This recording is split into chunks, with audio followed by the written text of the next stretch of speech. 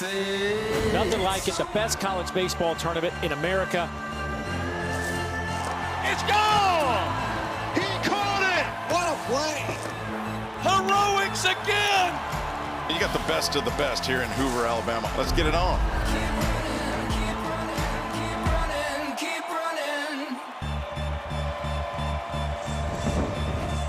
From Hoover, Alabama, you're watching the SEC Baseball Tournament on the SEC Network, presented by Regions Bank.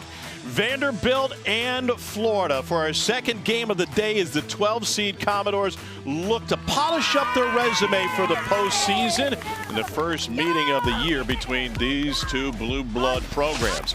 Game one today, Missouri came in as a 16th seed looking to continue a Cinderella run. That went by the wayside with a big 5th inning and 6th inning from Mississippi State, including a pair of home runs for Vitas Valancius with his brother Tomas on the mound.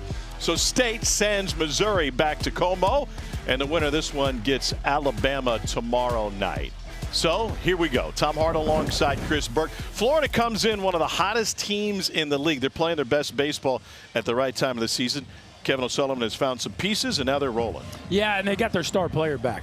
Brennan Lawson, the shortstop for the University of Florida, one of the most talented players really in all of college baseball. Could be the first pick, Tommy, in next year's draft.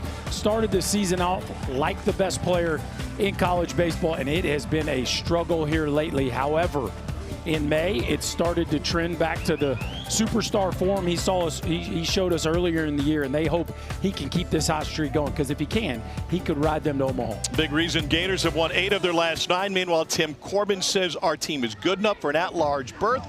Some of the metrics say otherwise, and so they're trying to continue to improve those numbers after yesterday's win. It's a fascinating case, Tommy. You're talking about a Vanderbilt team that has 15 SEC wins. That usually is a lock for the NCAA tournament, but that RPI, that top left number there, folks, is a real problem for the Commodores, so they need every win they can get here in Hoover.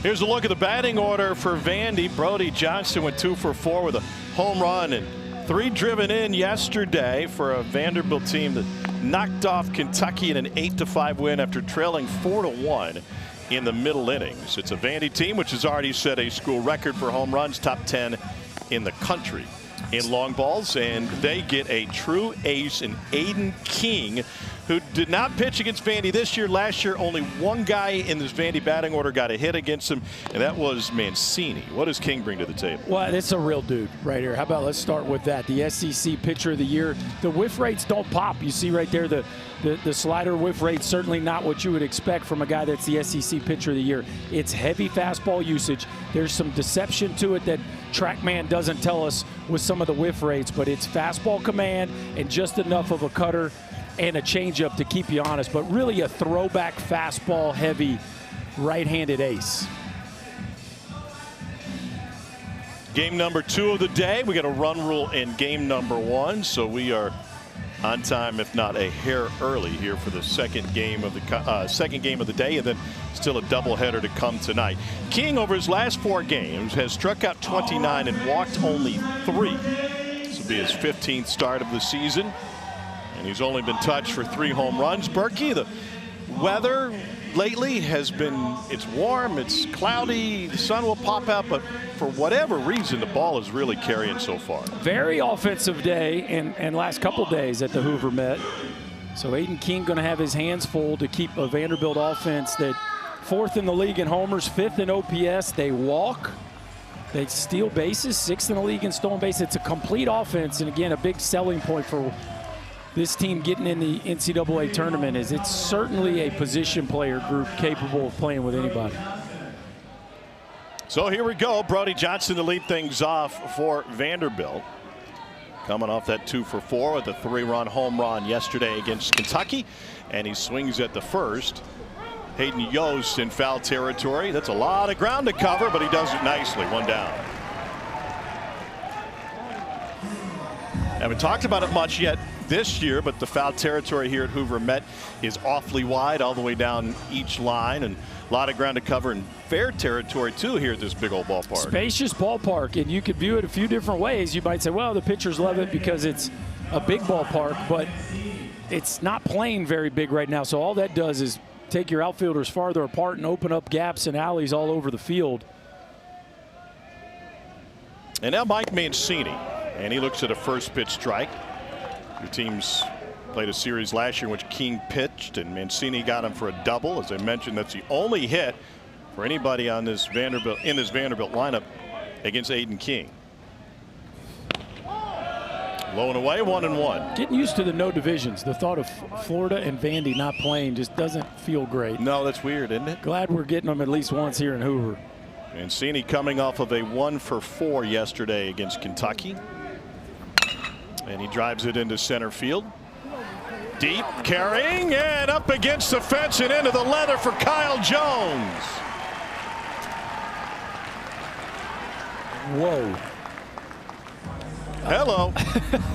Carrying being the optimal word right there. I mean, this ball just stays in the air, and Kyle Jones putting his length on display here, and that is a face full of fence, folks.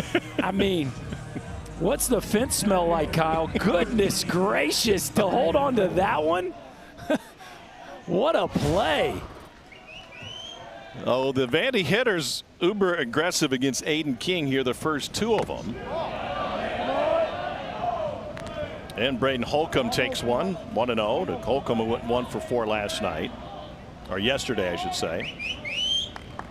OPS over 1,000. He's got 14 home runs on the year. There's that sneaky fastball. It's not like it's nothing. It's 96. Yeah, there's players. It's 94 to 96, and he's going to live there. You're right, Tommy. It's certainly plenty. And he used it to notch double-digit strikeouts 3 starts ago against Oklahoma with 10 Ks over 7 innings. He threw 114 pitches. The start prior against A&M, he went for 121. But that is certainly not the plan today. And a 4-pitch walk puts Holcomb aboard. Talking with Kevin O'Sullivan prior to the game. They want to use him in a wise way, maybe 75 to 80 pitches, and then Sully will employ the bullpen.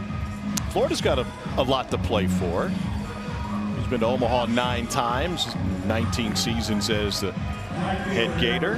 9 times. That's obscene.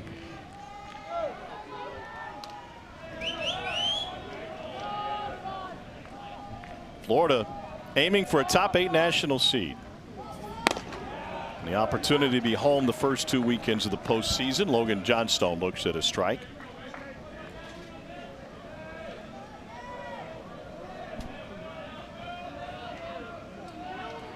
.297 average with 10 home runs.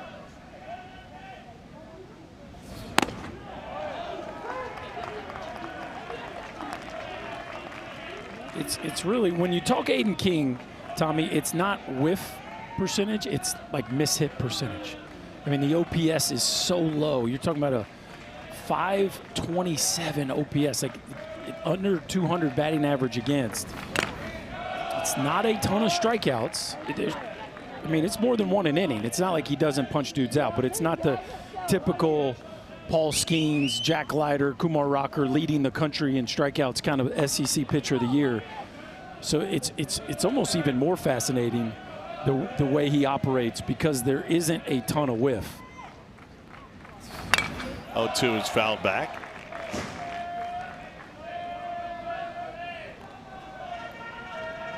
No time to dig into it here with 2 outs, but mechanically he's an outlier.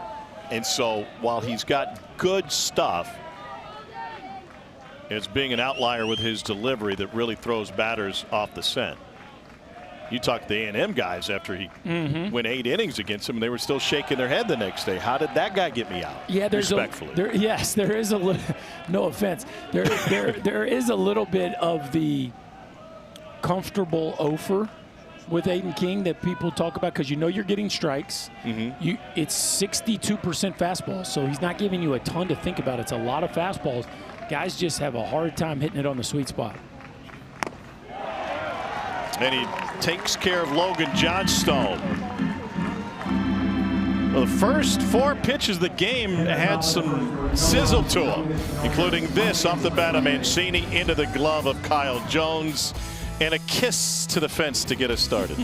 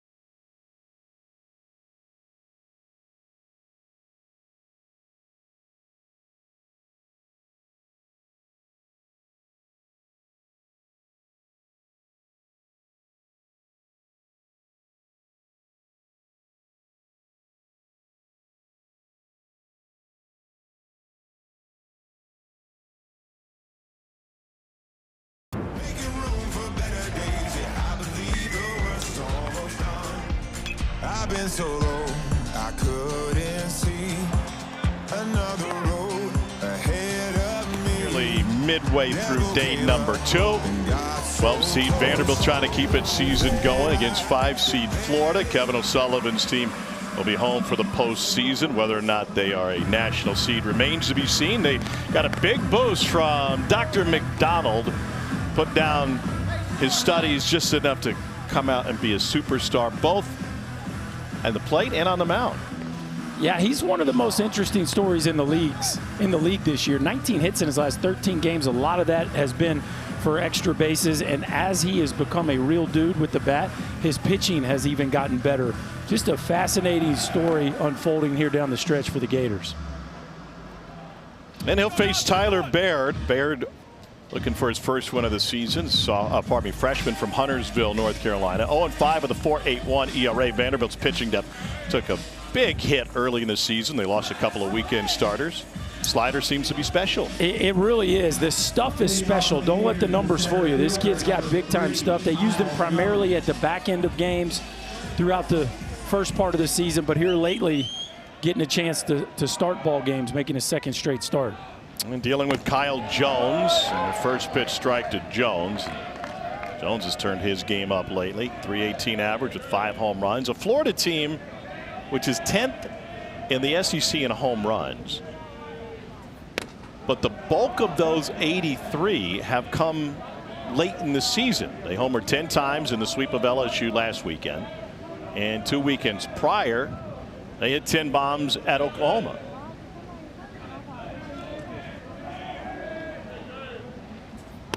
It really is an interesting offense, Tommy. Usually you can't play at the top of this league without a top half of the league offense. And overall, they don't have that. But within league play, they certainly do. 5th in the league in conference games in OPS, 7th in homers. Well, it took the glove off of Baird and it smoked off the leather into center field.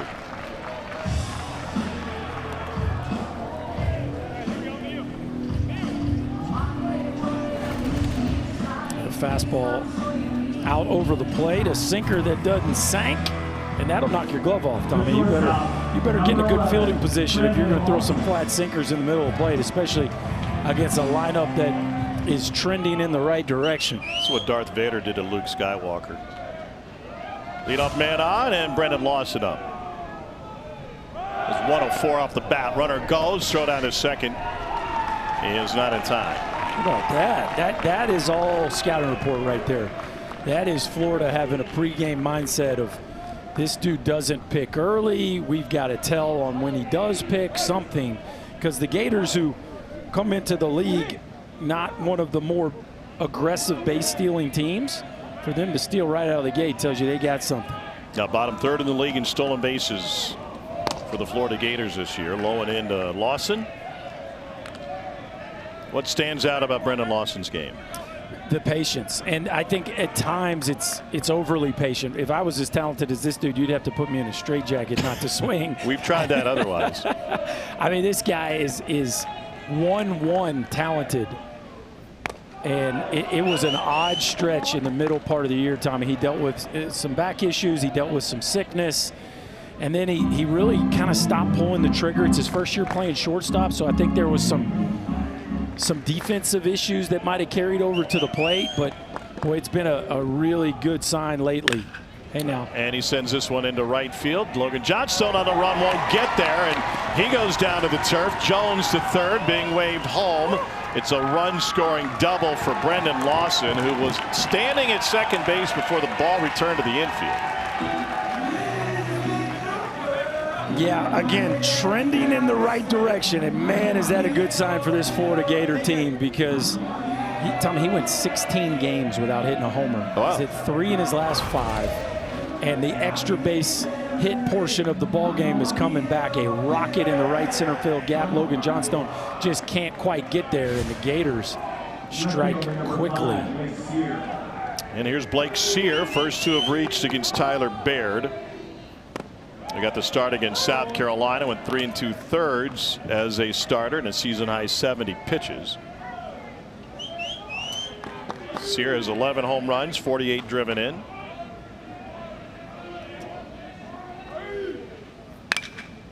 And he got underneath this one to the left. Holcomb back. It's still going back. And Holcomb leaps and brings it back into play. Lawson to third. What a play by Braden Holcomb to keep that thing in the ballpark. You're Jared Mitchell talking about it on SEC Now. Before we got started, the wind is blowing out to left. The ball is carrying, and outfielders continuing to adjust. Yeah, but Tommy, while it was an athletic play to keep it in the ballpark, like, you've got to get to the wall. This is way too casual early. He never gets to the fence, Tommy. He's 2-3 feet in front of the fence. Oh, he never touched it. That ball actually hits the top of the wall, and it's the pathway to the baseball that was just lacked the urgency to get back to the base of the fence, and really that could have been a fairly casual play if he'd have gotten to the fence earlier. Ethan Surwick at the plate, 2 in scoring position.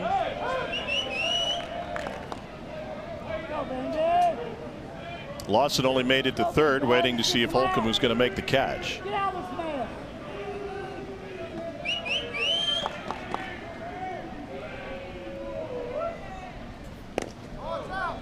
So, Tommy, this is what we're talking about. When this ball leaves the bat, you know if it's hit high today, you got to get back. And you see what I'm saying? There's just not a lot of urgency to get to the fence. And a tough play, no doubt, but one I think he's capable of making.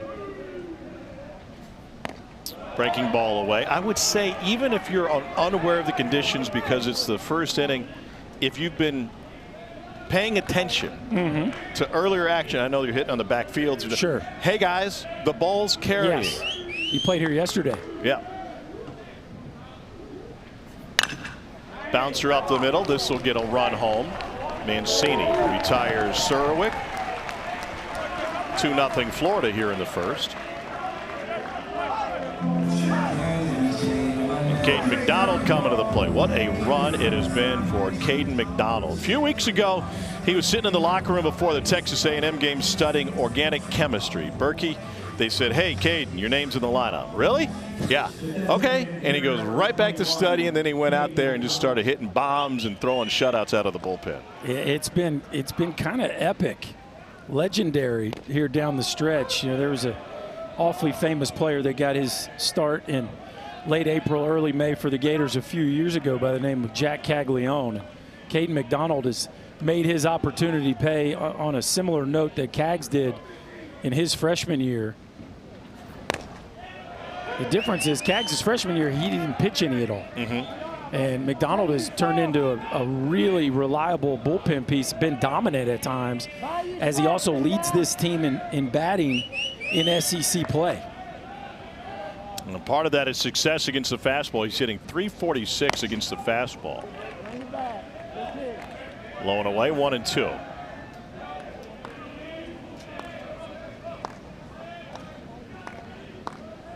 He only had 7 at-bats in the first 2 months of the season, including February. And then in April, got an opportunity to hit .385 and a couple of home runs. And he's caught looking at 97 over the outer third. That's a pretty nice piece of pitching right there. Four-seamer that just grabs that outside corner. Nice job by Corbin Reynolds. And looked like Caden McDonald thought about a challenge, but you see Tyler Baird there. It's sinker slider. There is some four-seamers in there. Cutter, slider, whatever you want to call the off-speed pitch. It's a firm. There's a bigger sweeper and a little firmer cutter. And we've already seen the premium velocity up to 97. Here's Kason Bowen. First pitch strike to the catcher. He's got 5 home runs. Excuse me, Carson.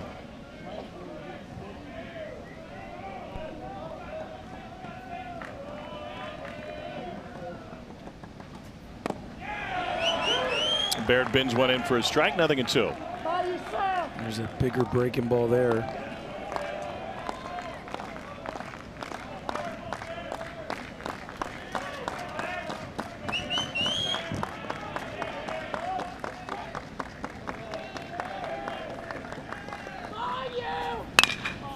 To short, wait, charges, gloves, fires, got it. First 3 reached, next 3 retired. It's a 2-0 Florida lead.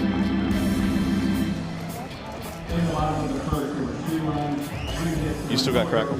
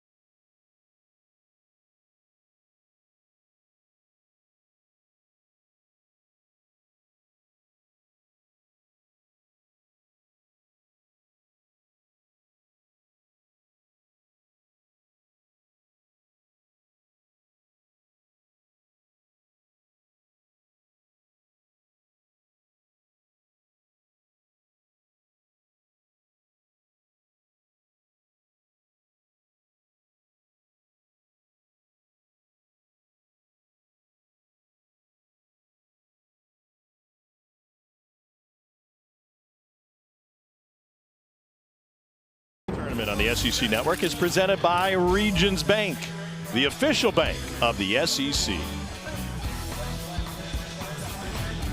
Kyle Jones using every bit of acreage here at the Hoover Met to haul that one in off the bat of Mike Mancini.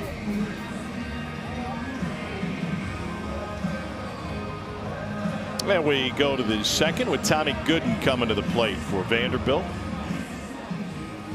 You mentioned the Grand Slam in the Mississippi State LSU series. That was freshman Parker who had that one, right? Yes, Jacob Parker. Well, Tommy Gooden had one against Tennessee that was unlike anything we've seen. Down 3, pinch hit, 2 outs, bottom of the ninth, and he hits a walk-off grand. He just so happened that his mom Denise was in town for the series from California. Look at this. And this wasn't a wall scraper, Berkey. That is the back of the bleachers. Yeah. There's never been a 15-10 score that felt less safe than that day at the Hall. That's a good point.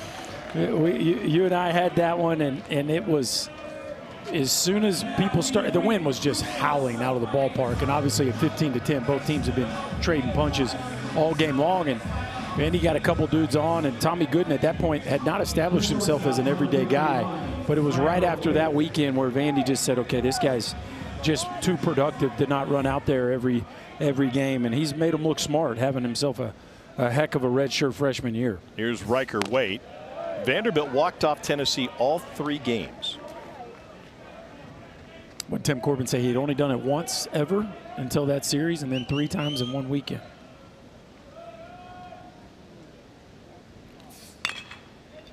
Pass diving Surwicken into left field.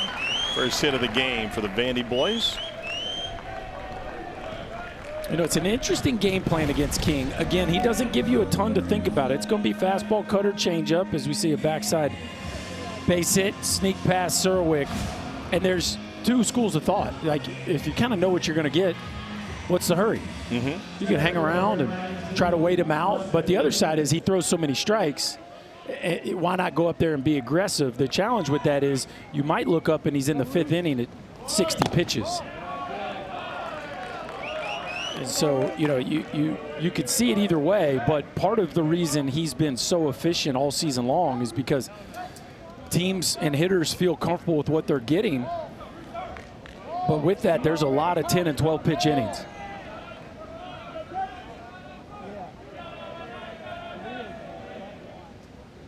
(1-0) to Rigdon. It's almost like unearned confidence. They're going to challenge here. Carson Bowen.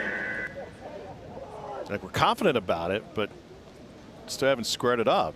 First challenge for Carson Bowen. ABS in play here in Hoover.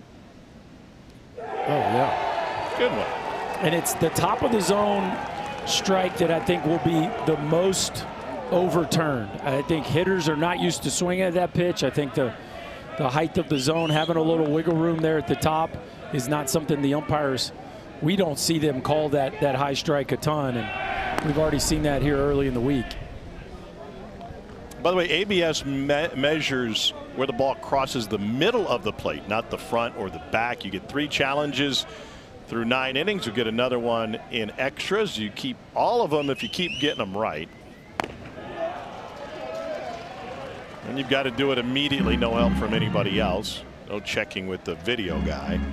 1-2 now.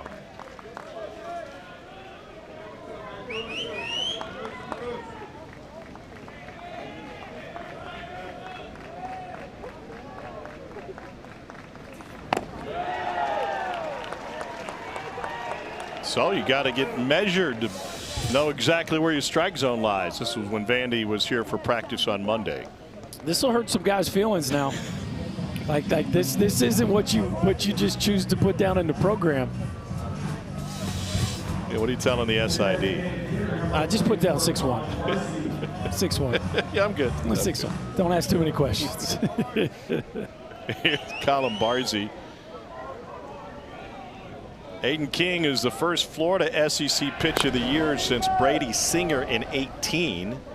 Logan Shore earned the honor just 2 years prior, also a Gator. and Justin Hoyman in 2004. Man, it feels like that list is kind of short relative to all the dudes the Gators have put out. Now we're getting a little taste of some of the breaking balls here, Tommy. You seen the change up that erased Rigdon. That's a pretty good breaking ball there away to Barzy. Again, you can't get through this league the way he has with just heaters.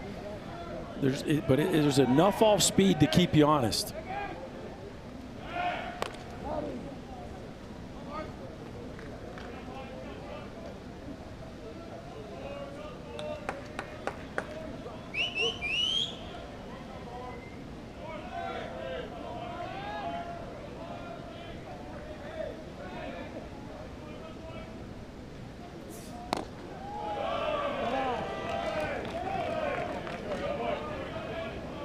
By the way, SEC Pitcher of the Year feels like a golden ticket straight to the big leagues. Liam Doyle is in Double-A for the Cardinals. He's their #1 prospect. Paul Skeen's got it in 23. Chase Dolander up. Although did he get injured the other day, Dolander? That's a good question. He had an elbow injury, 1 and 2 now. Late last week.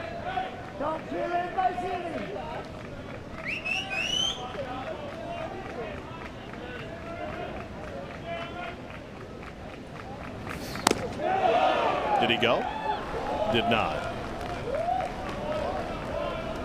Yeah, elbow sprain for Chase Dolander, former Tennessee pitcher. 2 and 2 now to Colin Barzy. 11 home runs on the season. 6 of them have come in 2 individual games. So he is prone to power outburst. Swing and a miss there on the breaking ball. Back-to-back Ks for Aiden King. All right, Mr. King. Show us the full arsenal. We saw a nasty changeup earlier. Here's some sweep on that breaking ball. Aiden King with a couple zeros here early.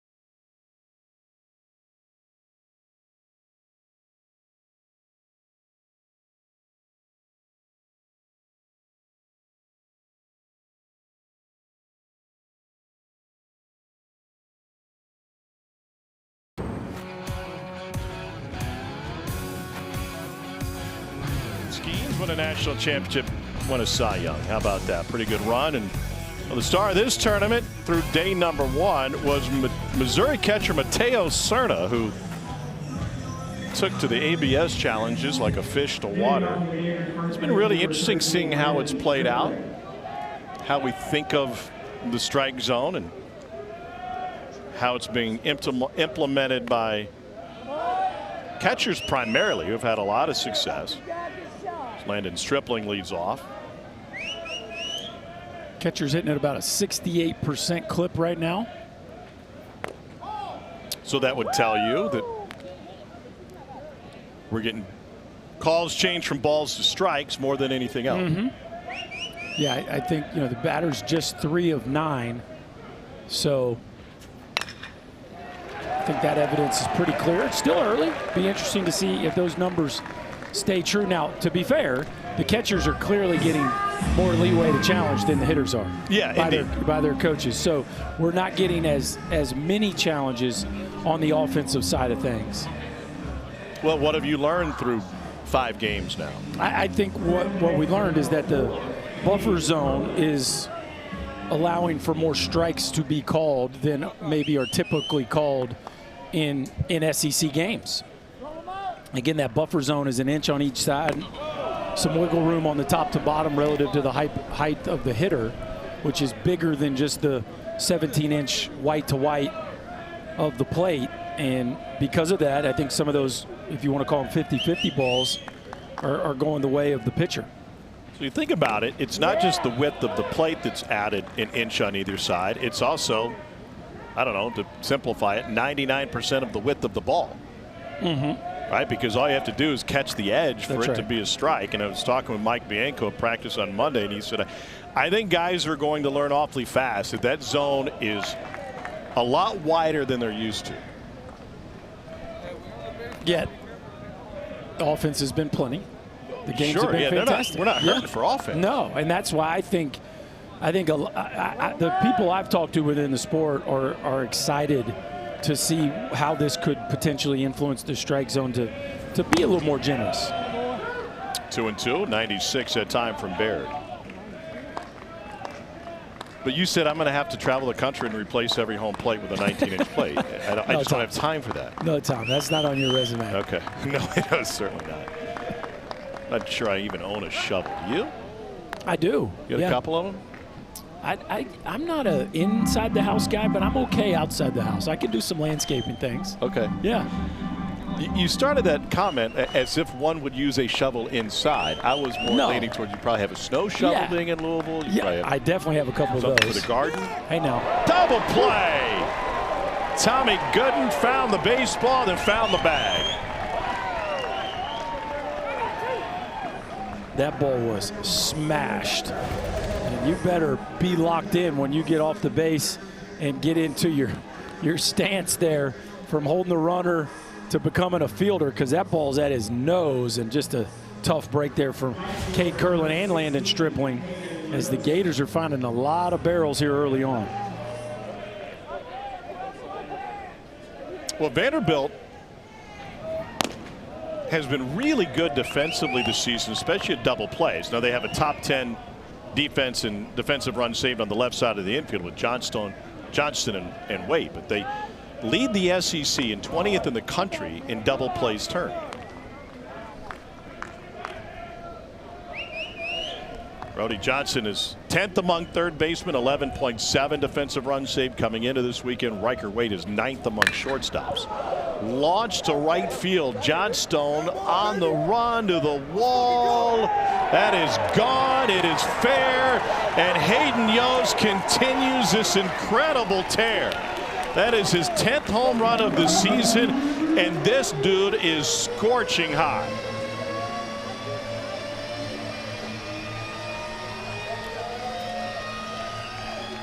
He has played 10 games this month. That is his 7th home run of May.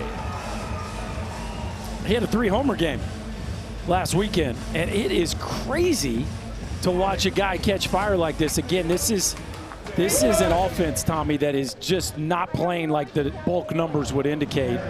And he took his time with this one, even though I think it landed well fair. And man, is he staying in that fire that he is caught here down the stretch with a quick start to this one.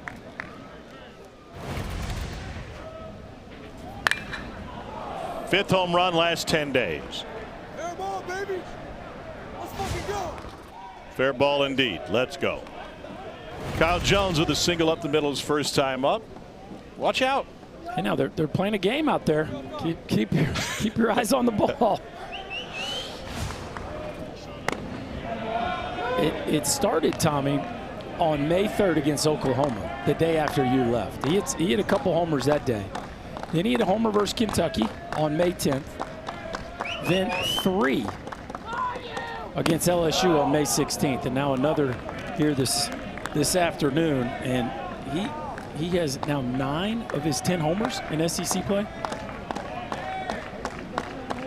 It is awfully impressive for Hayden Yost, riding this power wave for the entire Florida team. And a swing and a miss for Kyle Jones. A double play helping out Tyler Baird. And Hayden Yost kept this one fair. It's like a mid-season acquisition. Caden McDonald and Hayden Yost have turned into quite the duo here in this Florida lineup. And what a piece to have in the 9-hole. Hayden Yost stays red hot.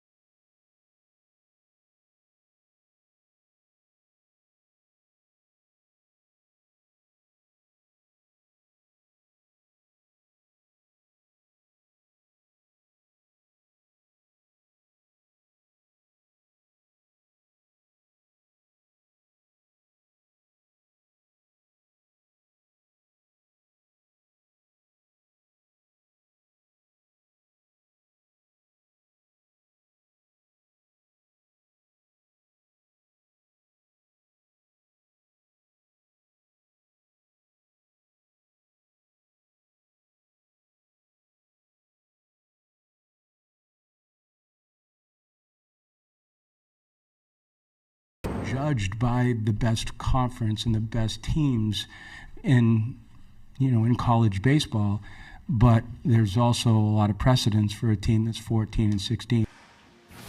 14-16 against league, I should say in league play for Vanderbilt. Picked up their 15th win against a league opponent with the victory against Kentucky, and that keeps climbing. Or could keep climbing. So the RPI moves a point better yesterday. I'm told that they could make about a 5-point jump with a win today, and then maybe another 4 or 5 with a win the next day. But then as soon as you lose, even though you're playing great RPI teams, then you're going to give those points back, or you're going to give half of them back. So I think you made the point first game today. There's not a lot they can do about the RPI at this point in the season. No, this is going to come down to the committee thinking that this team is worthy to be in the tournament, and there are other data points to go to. Corb's mentioned just the raw number of wins, and which climbed, 15 wins now in the SEC, which from a committee standpoint, all those league wins count the same. But they're going to have to get past the RPI precedent that has been set here in the modern era, and not just get past it, but I mean, it would be not even close to the prior. I mean, essentially, it's always been inside the top 50. Okay. So for Vandy to even get to 65 or 60, you're still nowhere near where that norm for an at-large would be. How much does that matter? That's what we're going to find out. Swing and a miss for Reynolds. 3 straight Ks for Aiden King. That breaking ball's got a little something different to it today, Tommy. Again, a slider that coming into the game didn't have an above-average whiff rate to it, but it's got some real depth here in this ball game. Vanderbilt continues to chase after it. It looks like a lineup that's super geared up for the heater, and Aiden King's mixing and matching with the all-speed stuff maybe a little bit more than normal. Let's see how that changes second time through the order with Brody Johnson leading off. He swung at the first pitch to start the game, and he swings at the first here. It's another first pitch fastball, 0-1. And as we know, Tommy, none of these decisions are in a vacuum, right? They all can be dependent on who else on the bubble, and how they perform this week and how many bids are stolen. Hot shot knocked down by Surwick. One hop over to first, and Surwick has really picked up his defensive game over the last few weeks. 2 down. Heck of a play right there.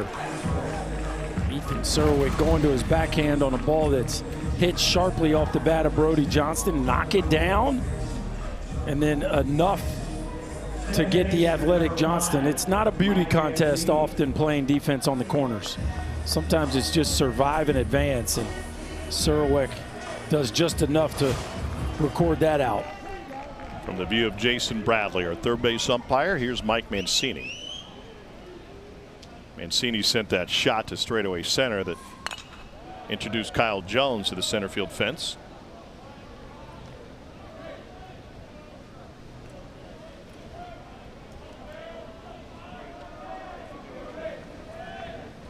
Nothing in one of the former Little League World Series star. So to your point, 14 conference wins gets you into the tournament historically 73% of the time. However, the caveat is the worst RPI for an SEC at large was Alabama in 08, and that came in at 48. You get to 15 wins against SEC opponents, it climbs to 79% of the time.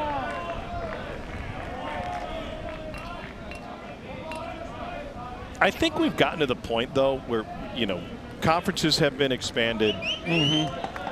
Everything's changing. Yep. I think historical relevance still matters, but I don't think we're setting a precedent.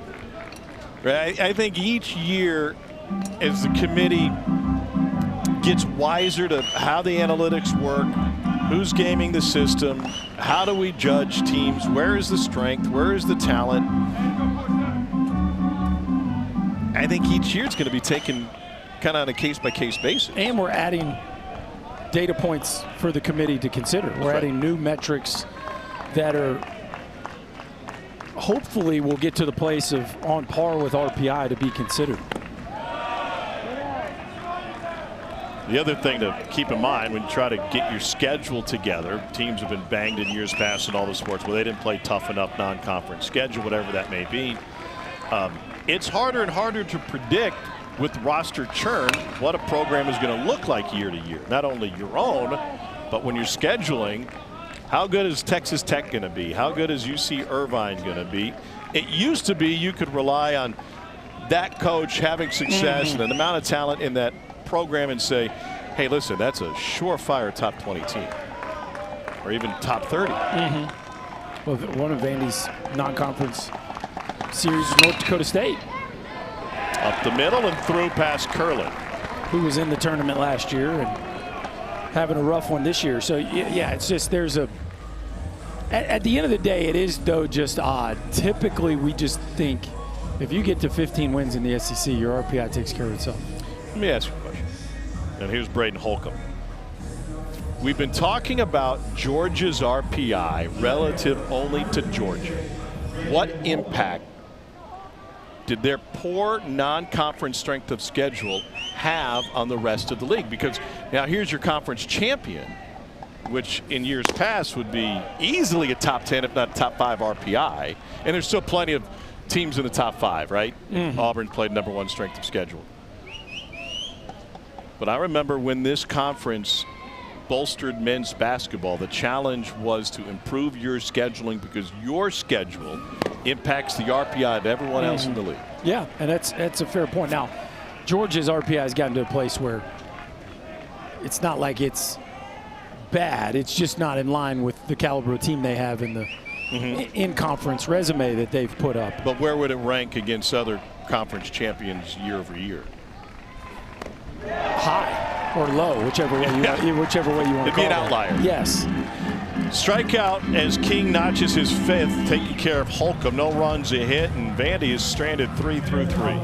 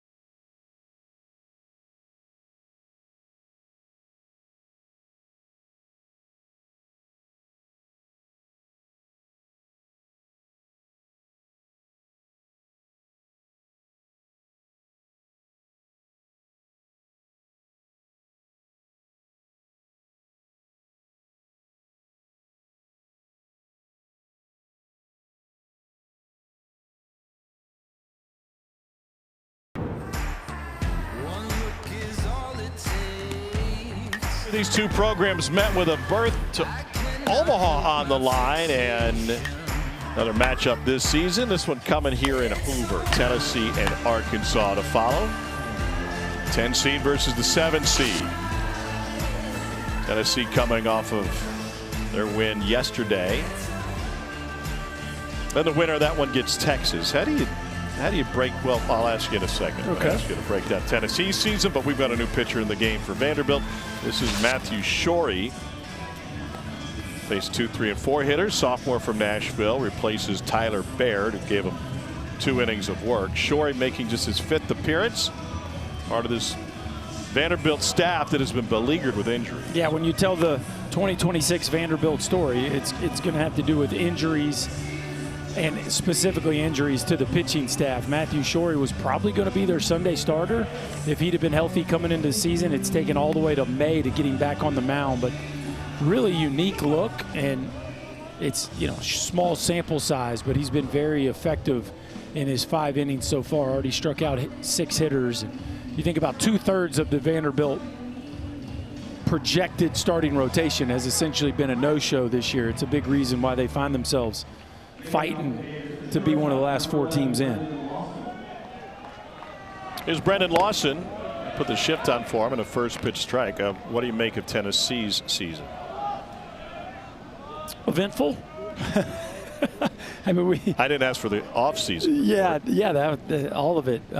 You talked about it earlier. We were there when they got swept in Nashville, and there was some real low lows to the Tennessee roller coaster ride this year. But starting with a sweep at Mississippi State, which Lawson serves it the other way with the shift on, and he is 2 for 2 to start this game. Careful, y'all. Careful. It doesn't take a great hitter much to remember what it feels like. Brendan Lawson's starting to find that slot again, but this is just kind of nifty right here. A little extend the barrel, under rotate, hold on to the bat. Yeah, a little wand at the end. Little big poppy helicopter finish. Oh, I was going Harry Potter, but okay. Okay. I like to keep it to baseball players, but you do you. It's a book. But it did feel like when Tennessee headed down to Mississippi State, that was a series where if that didn't go their way, they might find themselves on the outside looking in come this time of year. But they swept that series, you know, beat Texas 2 out of 3 in the second to last weekend of the year, beat Oklahoma 2 out of 3 on the road, and you could tell by the way they swung the bat last night, it's an offense and a team that's playing with kind of a newfound swagger.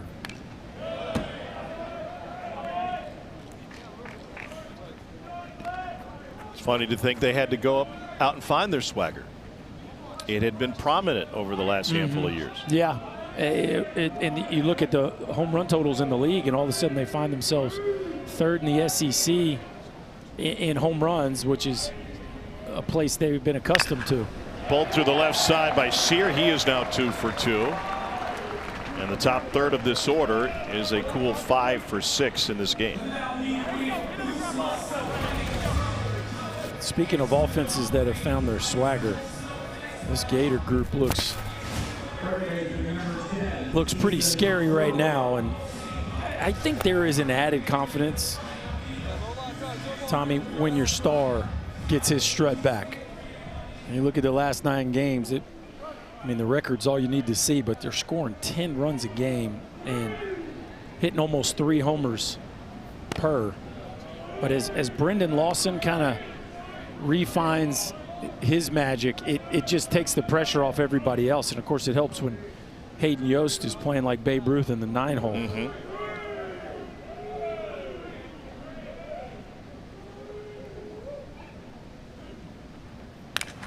Off the end of the bat of Ethan Surwick. Were you there for Shorey's debut in the Louisville game? Yes, midweek? I was. Yeah. It was electric. I mean, it was pretty impressive. They'd seen it in those last few bullpens before he went out there in the midweek against Louisville. Corbin said after the game, velocity was good. He was able to throw strikes, and that the touch and feel coming off of his injury is a big deal. Could have taken a medical red shirt.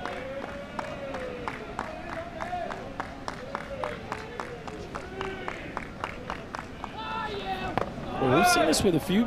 We saw Jim Schlossnagle put a young pitcher in the game in the last series. A lot of these coaches seem to feel pretty good that the 5-year rule is coming down the pike. Interesting, that Schlossnagle mentioned that it was automatic almost, and so it's not wasting a year. It's a year that would count against your 5 regardless healthy or not. That's right. You get 5 with, I guess there probably is still going to be some medical exemptions to that, maybe, but. Well, if there isn't, it would really be a shame for baseball more than any other sport because of the prevalence of Tommy John and the lengthy recovery time tied into it. I mean, look no further than Hunter Elliott. I mean, he essentially missed 2 seasons. Right. And I'm not saying an ACL is easy to come back from, but the length of time to get back from TJ.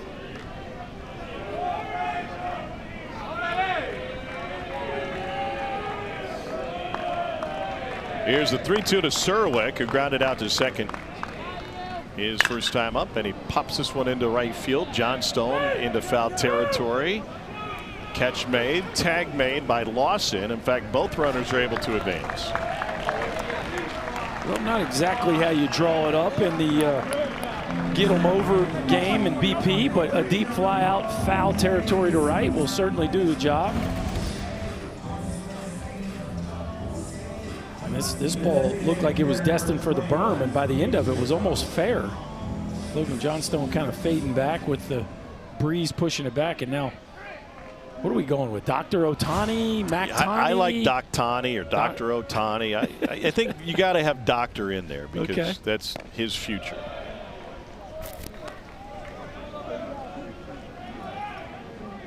How thick do you think his organic chemistry book is? I really don't care to find out, to be honest with you. I'm good. Kevin O'Sullivan was steaming mad after the Game 1 loss to Oklahoma a few weekends ago, and he challenged the entire team.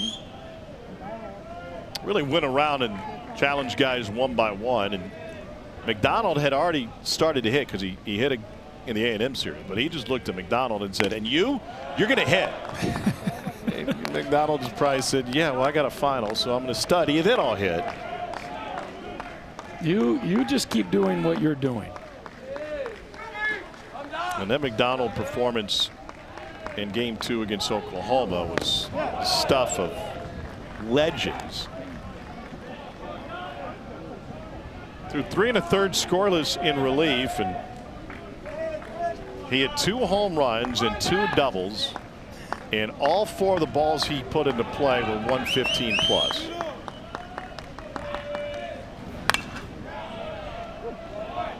Yeah, that was a ball striking display.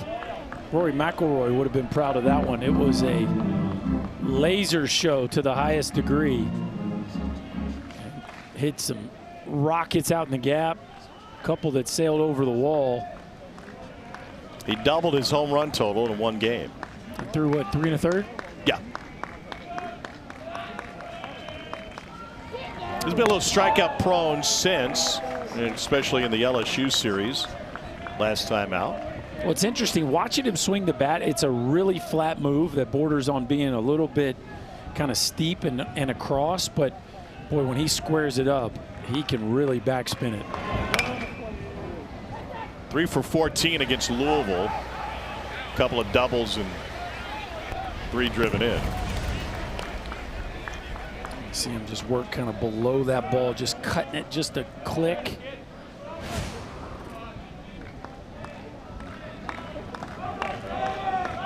He struck out 6 times in the LSU series and sends this one foul.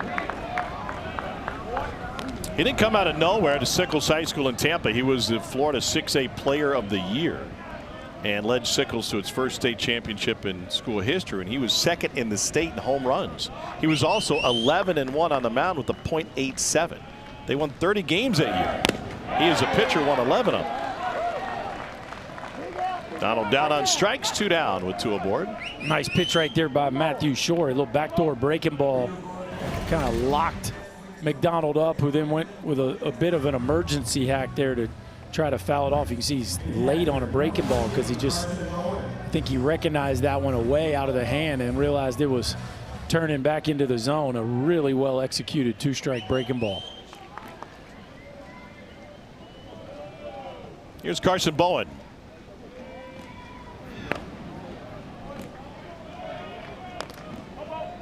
Senior from Anaheim Hills, California, out of Orange Lutheran, where he won a Rawlings Gold Glove his senior year.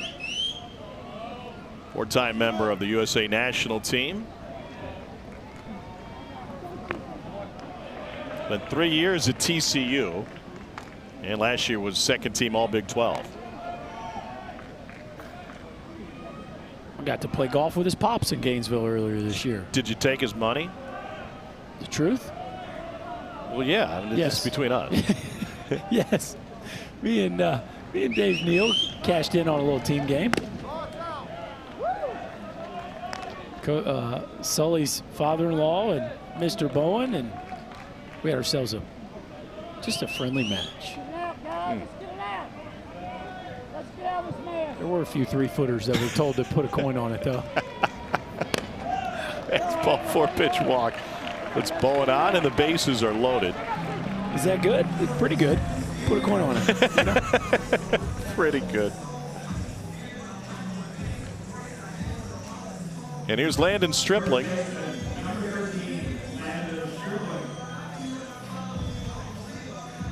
And Scott Brown's going to have a word with Matthew Shorey.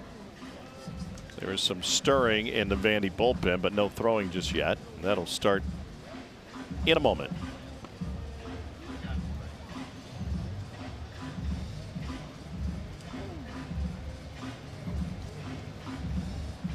We'll talk with Alex Kranzler next half inning. He was fantastic out of the bullpen yesterday for Vandy.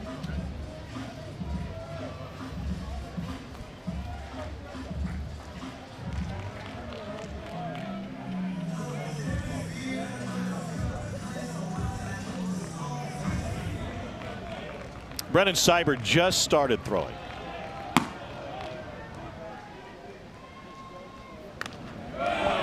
On the knuckles, 0-1.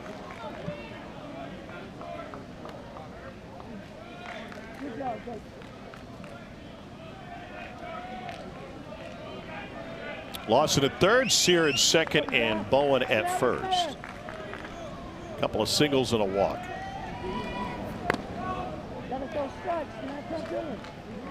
I don't think Vandy, they just, obviously left on left here, but you just don't have any margin for error. So you got to fire all your bullets to hang around here as long as possible.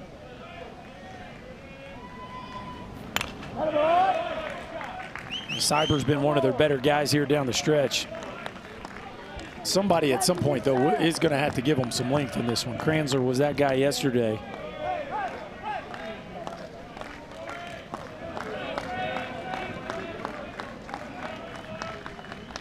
One-two to Stripling. Waved at. And that closes the inning and leaves the bases loaded for the Gators. This felt like a big one, Tommy. Yes. Matthew Shorey, it wasn't pretty, but he posts a 0. Big sweeping breaking ball that goes the way of the Doors, and game stays 3-0.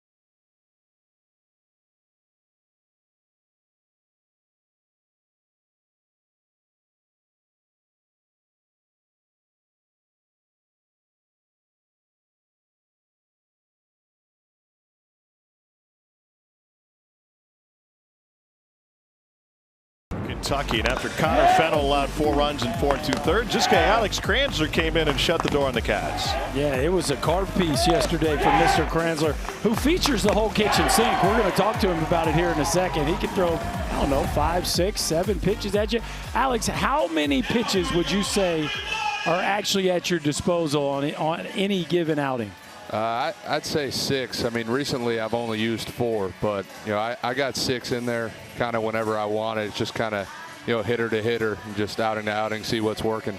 Well, when you say the phrase "see what's working," I heard an interview with Skeens the other day. I don't know if you heard it, but he's like, I think he features 5 or 6 as well. But he's talking about how some days, a lot of days, there's just a couple that just stink.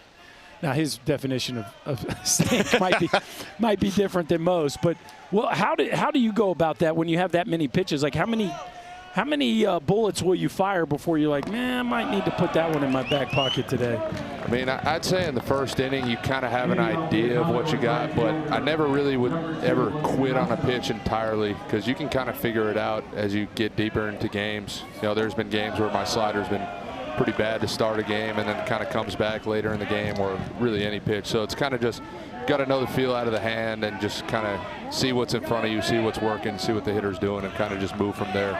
Logan Johnstone leads off the 4th inning for Vandy. Heart of the order due up for the Commodores. Your 3rd season in the program. What have you learned about yourself playing for Tim Corbin?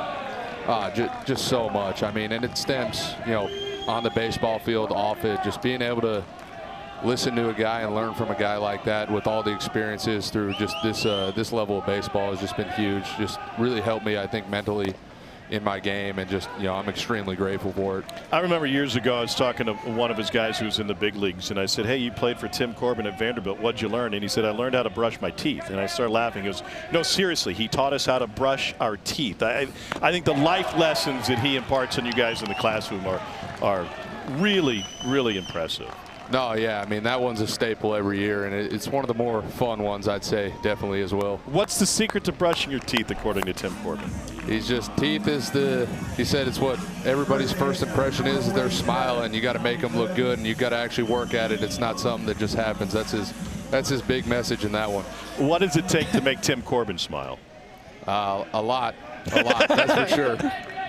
Tommy Gooden at the plate with 1 out and nobody out. As experienced as he is, he doesn't have a lot of experience with your all's current state of affairs, where Vandy comes in here. Here's Serwick chased by Lawson, and Lawson makes the catch, 1 down. You guys come in here, by all accords, squarely on the bubble, kind of fighting to be one of the last 4 in. What has been different about Corbs maybe at the end of this year than you've experienced the first 2 years, as far as his messaging to a mostly young team? No, definitely just trying to let us play loose. I mean, just stay in the fight has been one of the main messages, and just just go out there and compete in the present, one pitch at a time, not really worry about the outside noise, because at the end of the day that's not going to help us. So just staying loose and just having fun is the big one. 1 down with Riker Waite at the plate, and Aiden King on the mound for Florida.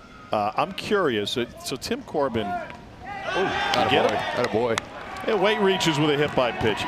He assigned you number 77. Did he tell you why, or have you learned why?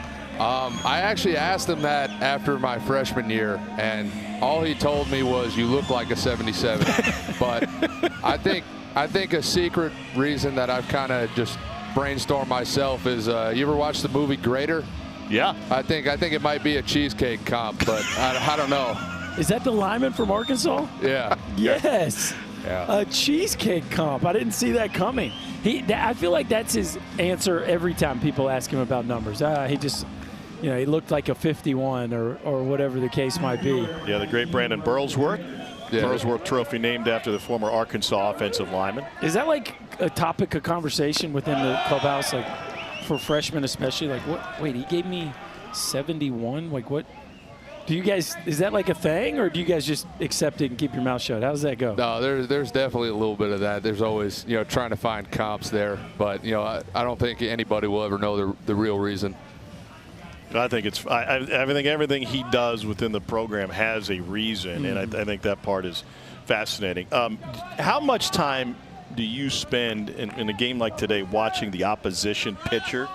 You know, here's the SEC pitcher of the year on the mound for Florida. Do you study? Are you kind of a pitching nerd in that regard?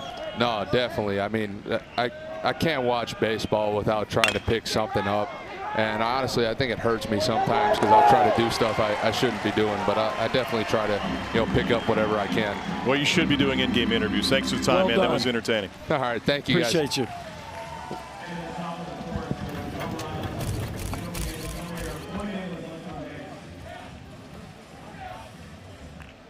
Lawson playing a little defense too.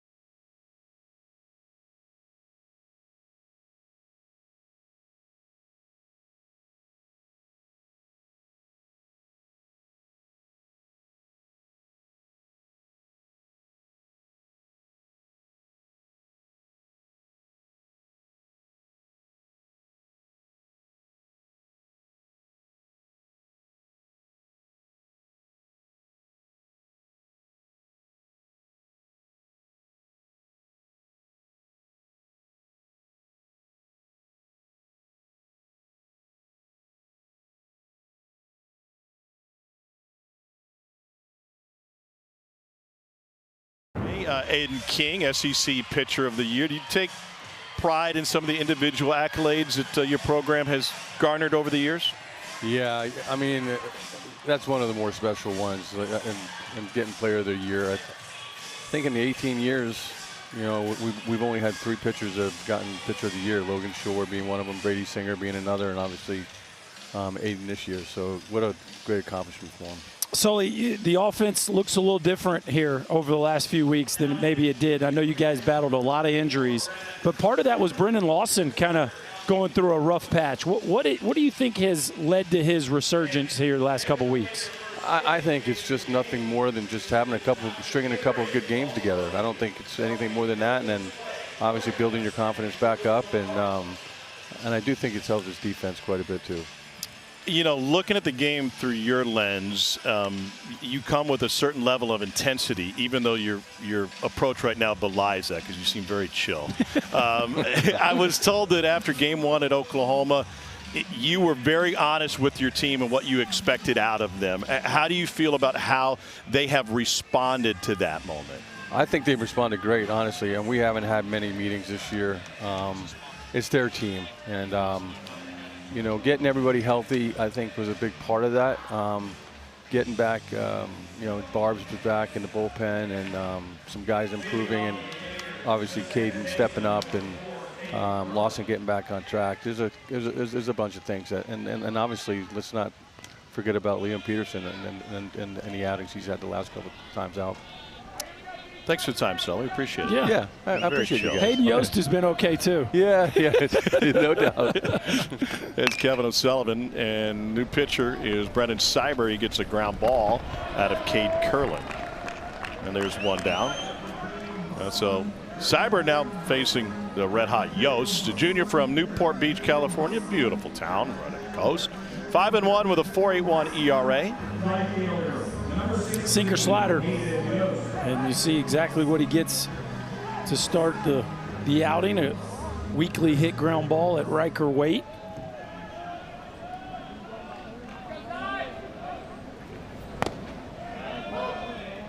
And a sinker in for a strike on the first pitch to Hayden Yost.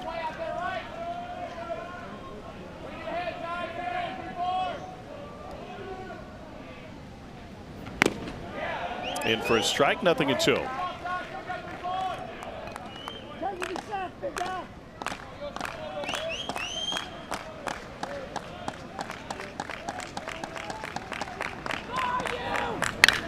And a line drive knocked for Hayden Yost, who is 2 for 2. Let's take a look at his home run back in the second. Boy, it has been a barrel show so far for Hayden Yost. A no-doubter right down the right field line. His 9th SEC homer of his 10 total homers. and then a 109-mile-an-hour rocket for a single back through the box. This Gator lineup looks pretty scary right now, Tommy. Sure does. And here's Kyle Jones at the top of the order.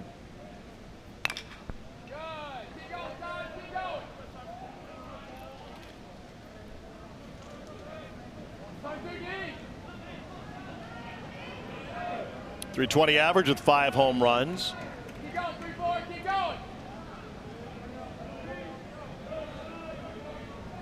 Jones transferred in from Stetson. He's an Athens, Georgia native. I like what Sonny said. Pitch is a strike. Throw down to second is a strike. Bang, bang, and they take Hayden Yost off the base paths. What a throw from freshman catcher Corbin Reynolds. Well, we saw him try him early with Kyle Jones after a leadoff base hit. Now Hayden Yost takes his try.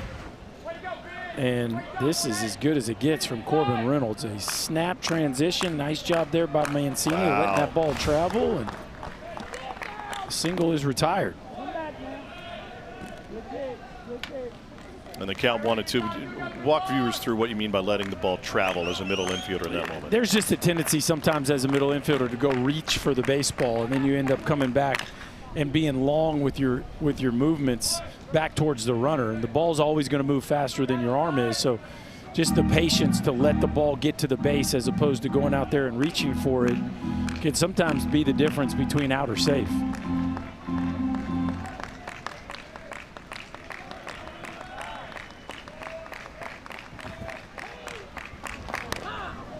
Outside with 94, 2-2.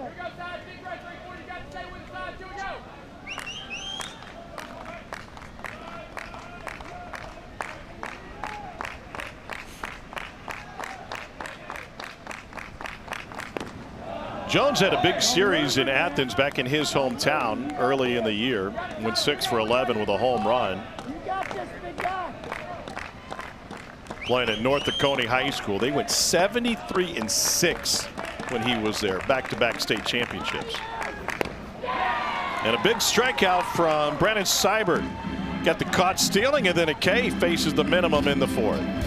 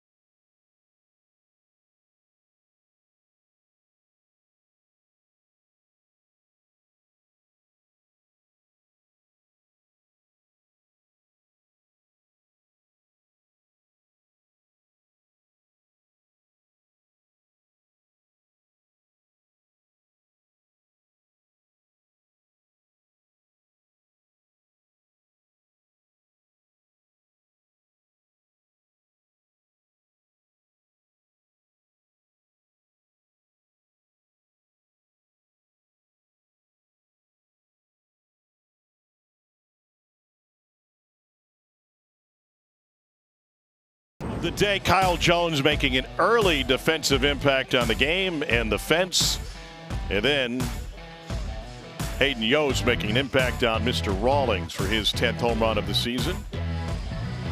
Aiden King doing Aiden King things. I've been impressed with the off-speed stuff here in this one. And 8 consecutive games with 5+ Ks just shows you just how consistent he's been. And efficient would also be a word that you would use with Aiden King. Again, taking the mound here, 4 innings, 54 pitches. It's just kind of how he rolls.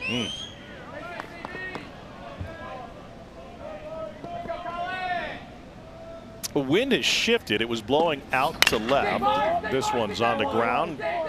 Gloved on the side by Lawson, 1 down. It's interesting that Sully said Brendan Lawson's defense has gotten better as his offense has picked up. And you would not know watching the game today some of the struggles Brendan Lawson's had defensively today. He's looked fantastic. Went ranged and caught a pop-up, the inning-ending double play last frame, and then charging that ball and running through it and throwing a strike. Like, he's looked really good defensively as well. Here's Corbin Reynolds. First pitch low and away to Reynolds, who's over 1 with a strikeout. You like Lawson's overall game? A little bit. I don't know if you noticed. A lot of like in that game. A lot of like. Freshman catcher to third. Surwick. 2 down. And the efficiency continues for King. And it's an offensive left side of the diamond for Florida. But if they're going to be able to pick it like they have early in this one, again, with the way they're playing on offense, it's a pretty scary group. Yeah, nobody's mistaking Ethan Surwick for Jonathan India, who didn't commit a single error when he was over at third base for the Gators. However, the improved defense for Lawson, the improved defense for Surwick. I've said this before, first pitch strike to Johnson with the fastball. You're allowed to improve over the course of a season. That's right. Yeah, and it's clearly you're talking about 2 players that are doing it for the first time every day in this league as well. But Florida 12th in the league in fielding percentage coming into this SEC tournament. But like a lot of their overall game, have been playing really, really well down the stretch. Yeah, the 57 errors are the 3rd most, and there's 21 on the left side of the infield. Surwick with 9, Lawson with 12. But a top 10 pitching staff in strikeout to walk ratio and walks per 9. Oh.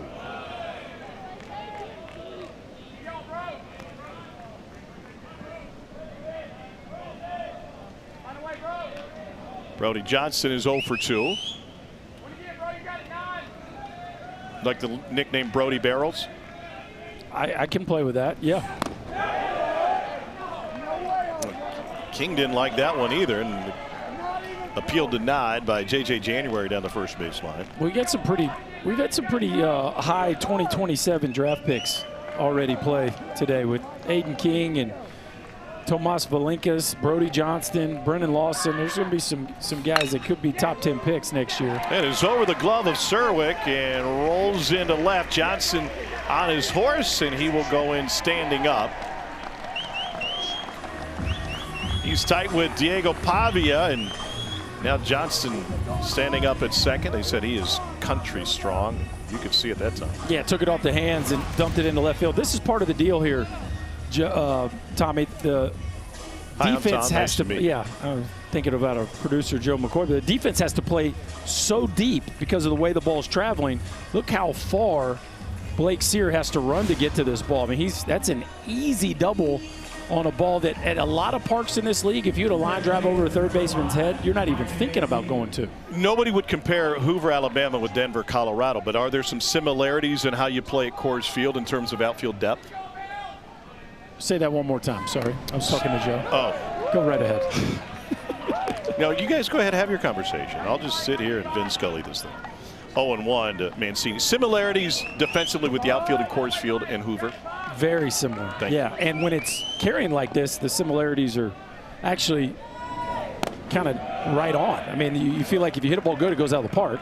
If you miss hit it, the outfielders have to run a mile to get to it. And then the only difference I would say is Coors Field typically has a slower grass surface. Sure. And the ball gets through this infield much faster.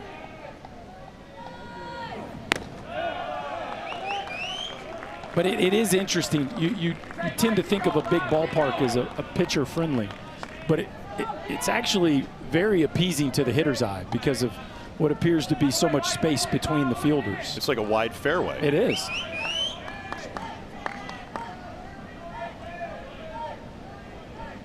Blown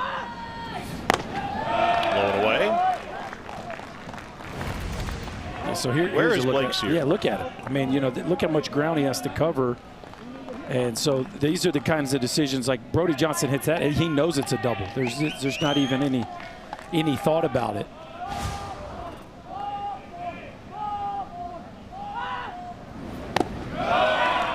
King has lost some of that efficiency after retiring the first 2 batters on just 6 pitches. The double by Johnston and now a walk to the 2-hole hitter Mancini. 3rd walk of the game from Aiden King. Well, I would assume this is going to be Aiden King's last inning regardless, just based on what we heard from Sully. But they sure would like to see him get through it. It is a long, slow walk. Kevin O'Sullivan doing his best Wayne Graham impersonation. His pace has gotten more on the par with Mike Martin as his career has gone on. Oh, 11 could slow a ball game down now. Well, 11 was always walking uphill. Barbary is getting loose in the bullpen. Sully mentioned his name as a guy that excited to get back. Came back late in the season. And Braden Holcomb trying to walk and struck out.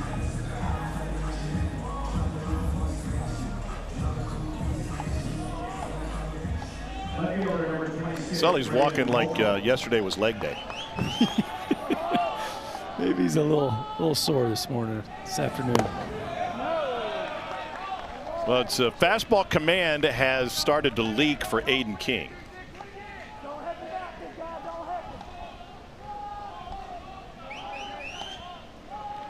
You think Barbary faces Johnstone one way or another?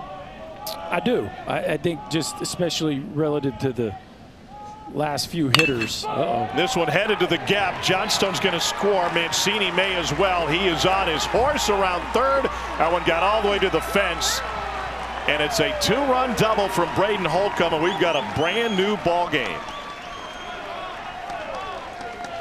Braden Holcomb doing what he does best. Tied for 3rd in the SEC in doubles. Tied for 3rd in the league in hits. I mean, this kid has had a fantastic season for the Commodores. Really made a big jump year over year. There's a look at the huge gaps here at the Hoover Met. That is a no-doubter 2 RBI double. And Vandy with a couple quick outs and then double walk double. We got ourselves a brand new ball game. Looks like they're going to let him pitch to Johnstone.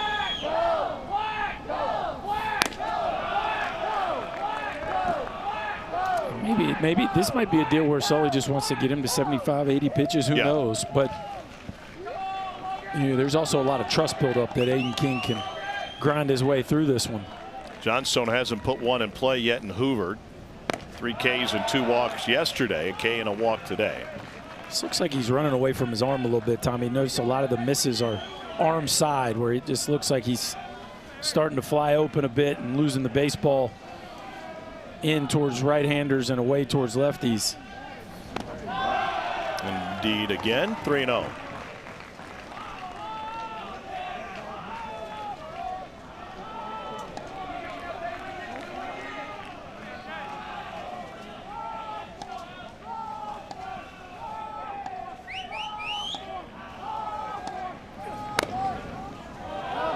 And right down the middle for a strike.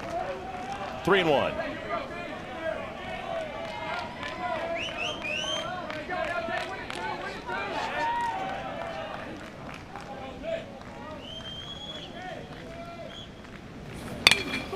In the air to right center field. This one will come off the wall. 3rd double of the inning, maybe a triple. Johnstone going for 3rd. The relay is late, and it's a run-scoring triple for Logan Johnstone. And Vanderbilt has tied this game with a 3-run 5th. All 3 runs this inning coming with 2 down. Well, Aiden King shaking his head. 2 outs and nobody on.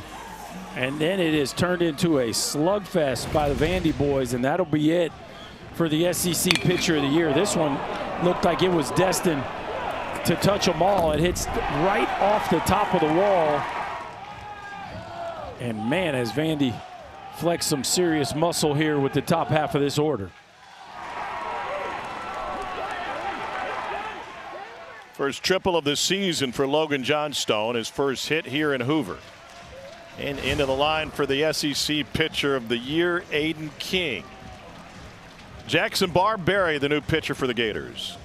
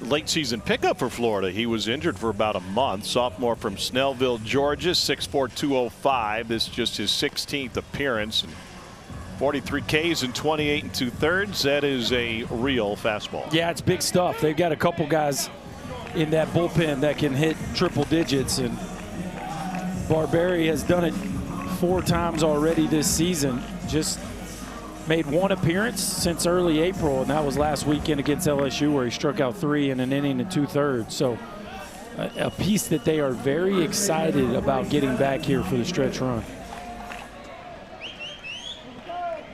Lefty's hitting .304 against him on the season, and facing no lefty Tommy Good. It's really just 2 pitches with Barberry. Fastball, slider. And again, that fastball is going to sit anywhere between 97 and 100. And the breaking ball more in the 85 to 88 range.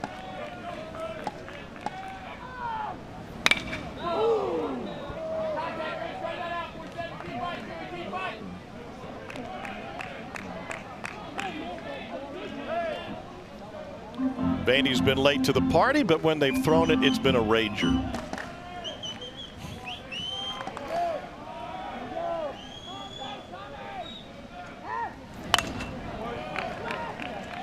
Off the tape, 1-2. First fastball from Barberry, sitting at 99. Think we get another one here? Yeah, just a little easy cheese. It's a warm one today, so one thing's for sure, these guys are... They're loose? Yeah, they're not struggling to get loose.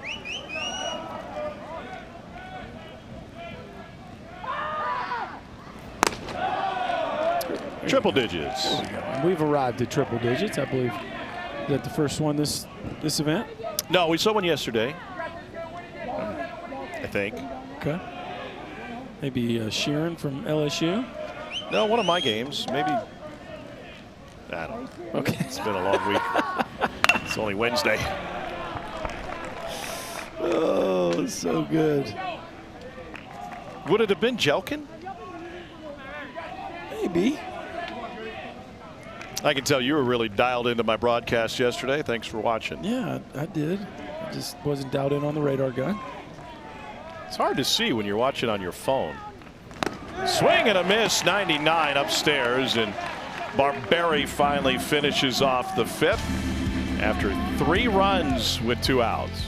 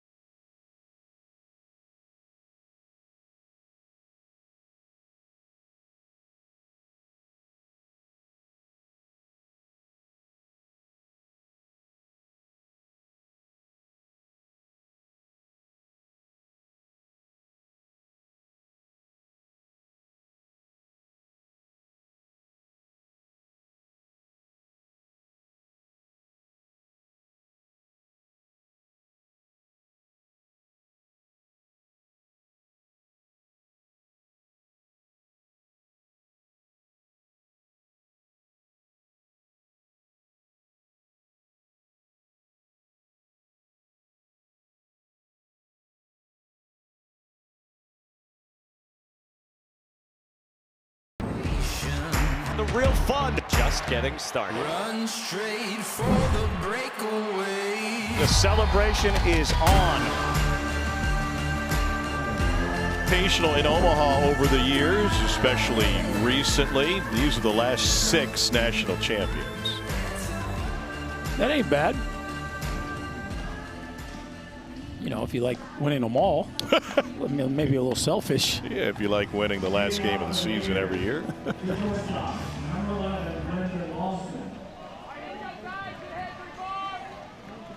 This is Brendan Lawson, and swings at the first foul. Lawson is 2 for 2 today, double and a single. All 6 of those champions, Berkey, came to Omaha via different routes, right? LSU dominated through 23 with star power. Ole Miss, when they won it, kind of came in the back door. Do you think of those 6 teams? Do you think of any one thing, one common denominator that they all had? I'd say really talented upperclassmen. Some of them have become big league stars. Some of them were maybe just incredible college players like Tim Elko, or who's actually made it to the big leagues. I was thinking more Tanner Allen, Rowdy Jordan, you know, that kind of group. But and I think that's part of the story why so many of the defending champions have struggled the next year, because it's just hard to replace some, you know, not just their production but their presence within your program. 3-1 now to Lawson, and Vandy flips Johnston to the right side with the shift on. Just missed. And Lawson reaches again. A man knows the strike zone. Second in the SEC and in walks. And even when he was struggling, he was still getting on base. That's why he's just stayed in that 2-hole. Spits on a couple close ones right there. Second lowest swing percentage in all of the SEC. Wow. Brendan Lawson. 4th time in 5 innings, Florida has put the leadoff man on. Here's Blake Sear. And there goes Lawson. Throw from Reynolds is high, and he anchored the bag. So go back and look how those national champions did in the following conference season.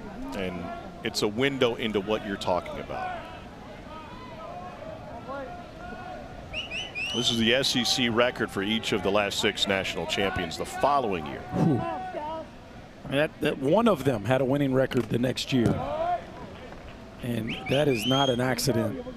It's a clear picture of, number one, how good and how old you have to be to win the whole thing. And then number 2, how small the margins are in this league, because as soon as you lose some of those upper echelon players that are so hard to replace, it can flip on you real quick. No doubt. Eddie Newsom nearly got Van Gogh. 1-1 to Sear.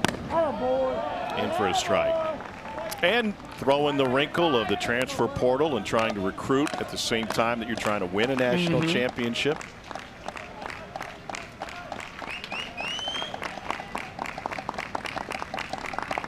Sears got a double and a single. Foul of third. It's a messy conversation, but the timing of the portal opening as the final 8 teams that are left in the country are trying to win a national championship really is kind of a bummer, because the whole point's supposed to be to get to Omaha and win the whole thing. All those guys are trying to keep their rosters intact and add to their rosters for the next year. And they're doing it while the whole rest of the country is home and able to host and spend time with and do all the things you have to do to attract that current group of portal players. And it's just a huge source of stress for the 8 coaching staffs that are in Omaha. And, you know, college basketball waits to open the portal till after the Final Four. It would be awesome to see that in college baseball. It's the day after the Final Four. Day after the Final Four it opens. These are the longest active NCAA tournament streaks. Vandy and LSU projected to miss and have that streak come to an end. It's also a constant worry of roster management. This time of year, it's constant meetings. Who do we want to bring back? Who do we have space for? Who's coming in? 2-2. Way high to left field. Holcomb back. This ball is going to carry, and it is gone.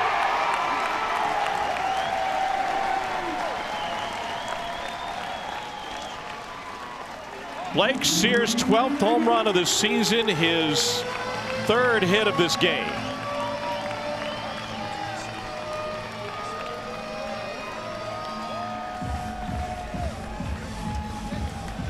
Came off the bat at 32 degrees. I thought it would have been a little bit higher. That's how you handle a response from Vanderbilt, as he does a nice job. Just a really tight turn on a two-seamer that's borne in on him. Tight turn, keep those arms connected to the torso. Holcomb, he got back to the fence there a little bit earlier, but watches that one sails over the wall. And Florida answers Vandy's 3-spot with 2 of their own. 6th 3-hit game of the season already for Blake Sears. 3 for 3 in the 5th is a nice way to start the game. House money. There's nothing better than feeling good at the plate and your number keeps coming up in the order. Now, the opposite is also true. You're like, wait, I'm up again. Haven't had a hit in a week.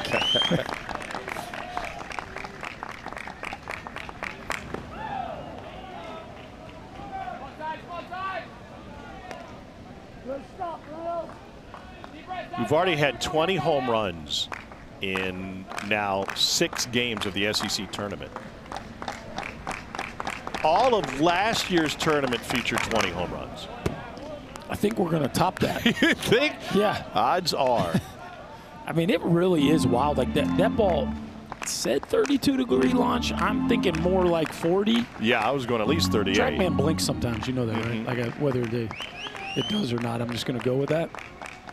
But it's just crazy. You hit a ball in the barrel with some height today, and it's got a really good chance to fly out of here. Temperature in the upper 80s. The feel like temperature is 93. Well, Glory's moving pretty good out there. Yeah, the app says 12 miles an hour. And Cyber has lost command the last couple.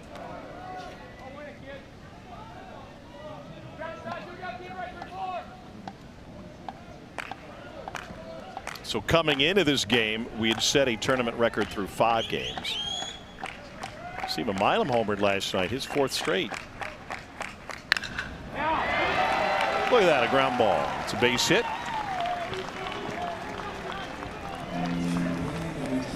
Those work too. Especially those that are 109 off the bat. Ethan Serwick hits it really hard. And yeah, just as Vandy in the 6th inning against Kentucky, they had 4 hits, all of them singles, paired with a couple of walks. That was the inning that turned that game around in an 8-5 win against Kentucky yesterday. Scott Brown out to chat with Cyber.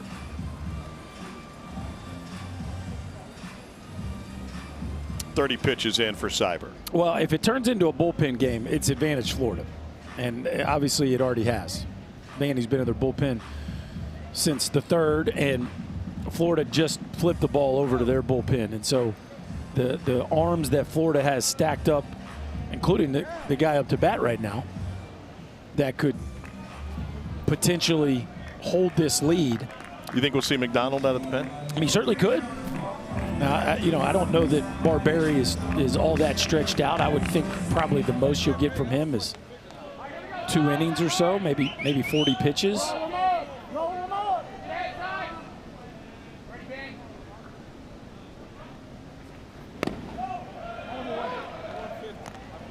Nothing in 1 to Caden McDonald, 2-way player for Florida. Would it count as Todd Peterson Memorial Trophy if Caden McDonald can have a good 2-way performance? I like that. We need to do that. That needs to be a thing. And he sends his shot to center. Rigdon almost overran it. How about the movement on that one? Put a shot tracer on it. 112. Whew. 112 can make a baseball do some some funny things. This ball is nuked.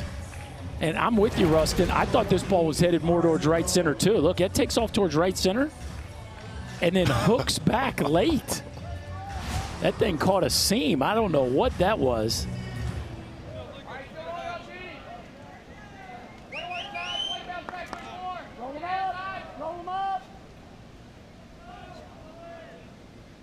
This is Carson Bowen.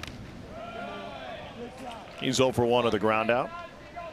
I saw that happen to Mike Cameron once out in center field, and he made an incredible recovery to catch a ball like that, and he got to. He played with the cool Oakleys, didn't he? Oh, he was. Yeah. He was all cool team. Like he was. Him and Andrew Jones were fighting that out every year to be named to the all cool team, but he got to second base and said, "Man, I've been playing center field a long time. I've never seen anything like it." Little squibber to first. Gooden gets handcuffed and recovers just in time with Cyber dancing to find the bag. Nicely done. Don't panic. That won't be the first play on the Tommy Gooden highlight reel on defense, but it's an out nonetheless. Sometimes you just gotta wrestle with it a little bit. Nice job by Cyber getting over there and finishing the play. So you mean to tell me that Mike Cameron comes into second base and you had a conversation with him? Is there anybody you didn't talk to? Well, you can imagine I was fairly talkative and curious about what the heck had just happened the inning before. That went off the leather, gets to the backstop. Surwick goes to third. Was anybody, like, were there guys that didn't want to talk? Oh, yeah. Oh, yeah. And what would you do? You'd give them their space, or you'd just stay on? No, you knew that on the front end. Okay. Yeah, I'm not messing with, like, you know, some of those guys were not there to be your friend, and that's okay. But if you'd like to have a conversation, I'm all ears. Are you, though? Yes. I think you're more mouth than ears in that scenario. It's both. I like to hear people's story. Stripling is 1 for 2. 1-1 now. 3 for 9 with runners in scoring position for Florida.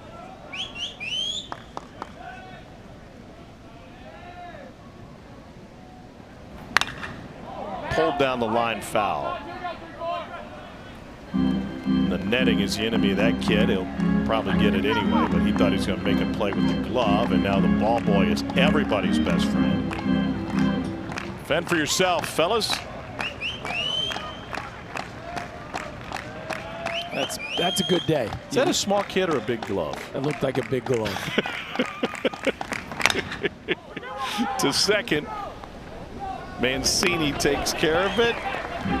But a 2-run home run for Blake Sear. Sear surveyed this one for his 12th home run of the season. Well, the Gators are kind of scary right now. Danger up and down the lineup. Blake Sear gets into the act.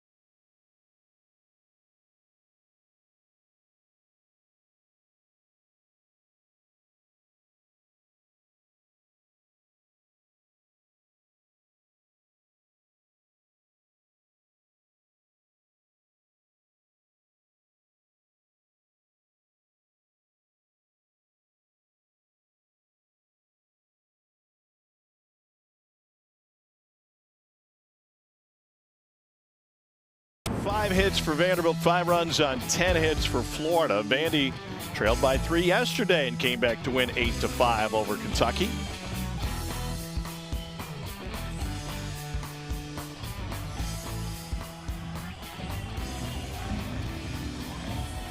It'll be Riker Waite, Rustin Rigdon, and Colin Barzy here in the 6th inning for Vanderbilt. Jackson Barberry is on the mound for Florida.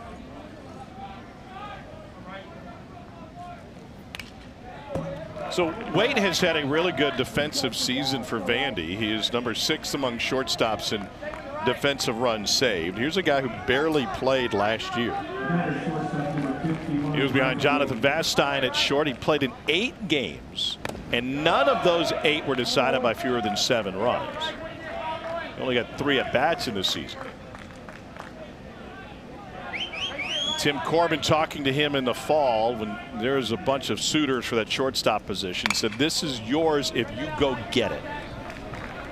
And I think if Tim Corbin shares that message with you as a young player, even if you're not outwardly confident, that's a good boost to the confidence to go earn it. No question. I think when a Hall of Fame coach tells you he thinks you can be the guy, that helps you stick your chest out a little bit. That's a second hit by pitch in this ball game, but he had to go do it too. He went and did it in summer ball.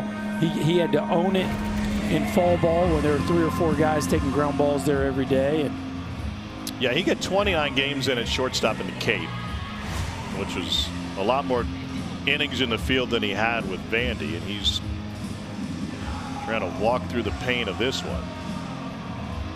Well, second on the club, really first on the team in on-base percentage, and part of his game is he does these kinds of things. He'll take a hit by pitch, he'll walk, he can bunt for a hit, and it's a player that is very comfortable with playing his game and not feeling like he has to fit some prototype. Comfortable is not a word you use to describe his feeling right now. No, not real comfortable currently, but he gives you a little something of everything. We just showed 12 for 15 on the base pass, and then as you commented, Tom, he's just been a rock on defense. I mean, just rock solid on that side of the ball. Here's Rustin Rigdon, nicknamed Rooster, and he pops up the first. Jones is a long run, lost the hat, shades on, 1 down. We're seeing a lot of dudes lose the hat. What do you got on that? Just elite speed, or can we do a better fitting? Yeah, probably the latter. Probably need a little snugger fit. That's some good flow, though. Yeah. You know, he's trying to give himself a little room to grow. Mad lettuce.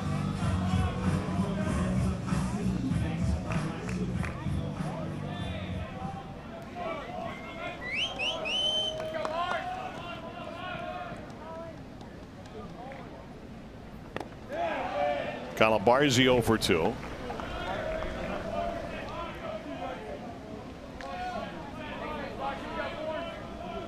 Barzy injured his shoulder early this season against Eastern Michigan. He had 3 home runs in the season opener against TCU. He was the first Commodore since Connor Kaiser in 18 to do that. Pitches low, sidearm in a second. You think Riker Waite is like, hold on, you want me to run? I just got drilled in the leg. It's a great setup tactic. Look, he looks like he's moving just fine. He is. You know, sell the leg injury and then do the motorcycle vroom vroom at second base. The gooseneck handlebars and everything. That's it. Barzy fouls it back. I saw a dude the other day on a what do we call those? A Harley? Yeah, but what in there? A chopper, right? Chopper, yeah. Sure. With dog in tow Mickey on Thompson his lap. Slips? What? Yes. It was pretty unique. I didn't think you noticed dogs. I thought they were invisible in your eyes. Here we go. 2-2. You saw Peter, the golden retriever, at a Vandy game earlier this season. Good to see him. It's so not true. Didn't need to meet him, but it was good to see him. I mean, Kirk. I did want to meet Kirk. That's just true. He hits Barzy swinging to his strikeouts. And Corbin Reynolds coming to the plate. Dari was telling me that they hung out with Derek Curiel's Golden Retrievers in the outfield yesterday. That's plural. Good for them. How did he enjoy it? Hope they had a blast. And the freshman catcher Reynolds. Corbin Reynolds went to Corbin's camp as a 10-year-old and afterwards told his dad, Kelly, I'm going to play for Tim Corbin someday. Great article by Dylan Tovitz at SI.com, and talked about the prospect camp that he came to later as a sophomore. And was the entire family was so impressed with the way that Tim Corbin runs his camps. And part of that was Maggie Corbin knew Corbin Reynolds by name. And she was serving food and greeted him. Said, wait, even the coach's wife knows who I am. Recruiting knows no limits. Pop up to close the 6th. 5-3 Gators. This dude was, I guess,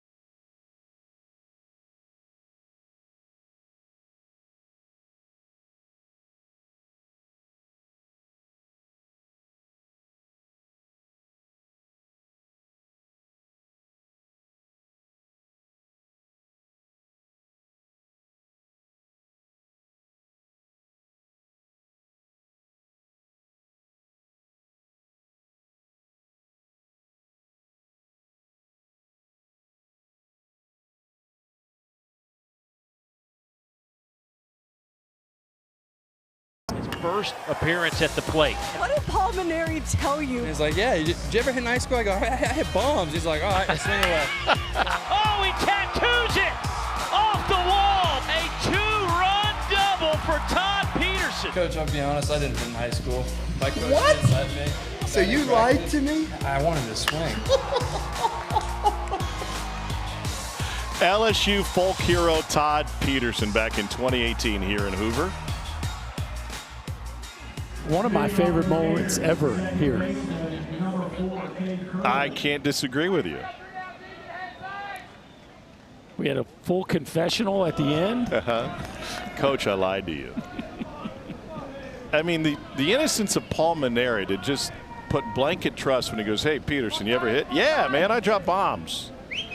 I just need to know how good Todd Peterson's high school team was. That somebody that can come in and hit a ball off the wall in an SEC baseball game can't. He's a PO in high school? Well, he went to Lake Mary High School. Isn't that where Cruz went? Maybe. If you say so. You're the high school expert. Yeah, I am. Graduated and everything.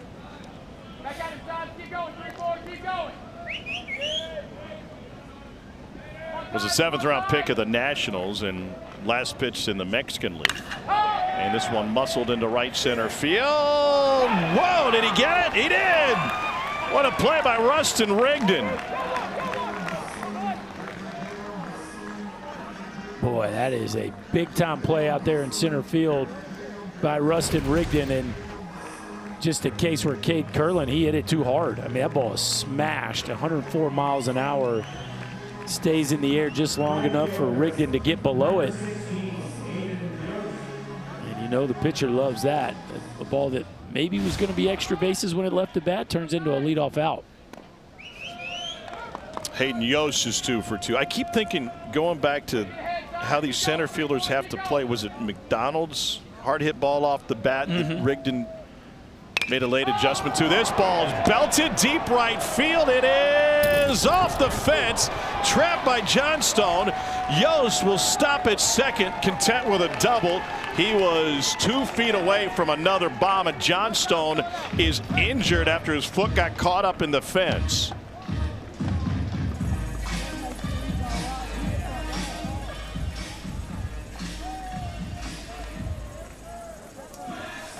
I mean, Hayden Hope Johnstone's okay. Yeah, I mean, Hayden, what is happening? I mean, this dude it's just turned into a barrel fest. And like you said, Johnstone takes a nasty, is it his foot or does he just catch a hip there? I'm not sure. Gosh, I don't know. Yeah, that's a full speed collision into the wall. Ankles look good. That's good. I think you're right. I think it's his hip. Hayden Yost now 3 for 3, homer double. I mean, what in the world? That's your 9-hole hitter. Here's Kyle Jones.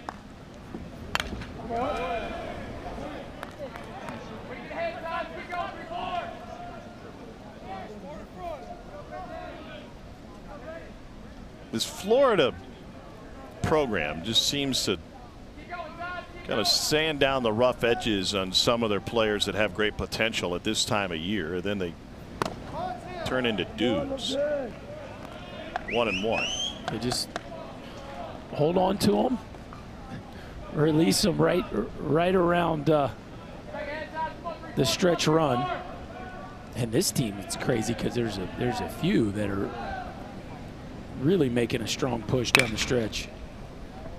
And in a weird way, Brendan Lawson, who's their most noteworthy bat all year long, he kind of took a hibernation there in the middle, and he feels like he's part of that club too. Cade Kurland has done a really nice job down the stretch. He had a multi-homer game the other day. That's a bat that's been around a while, but it, missed last season with injury and really starts to look the part now.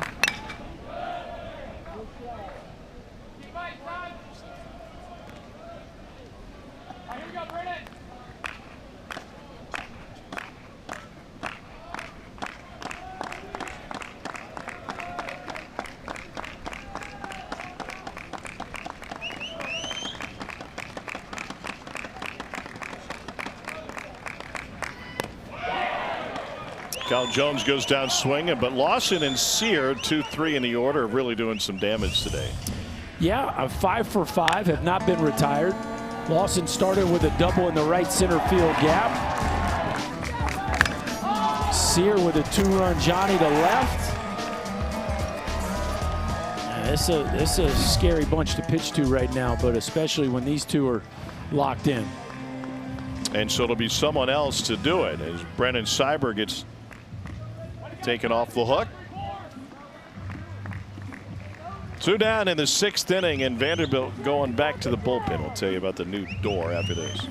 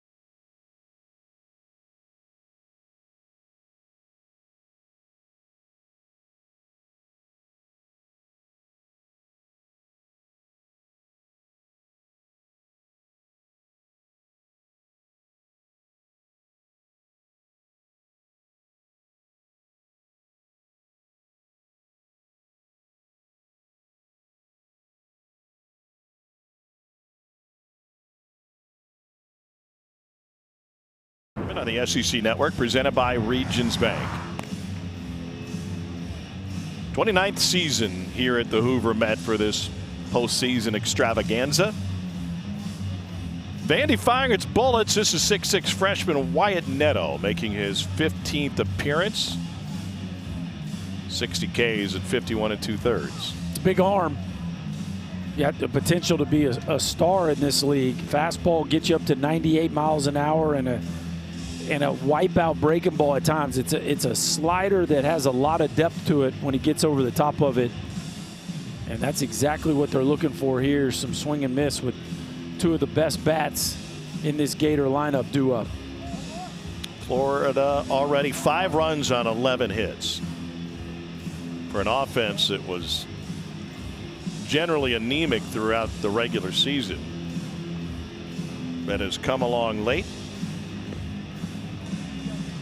Sear is a triple shy of the cycle. That's a thing, right? And so is Yost. Okay.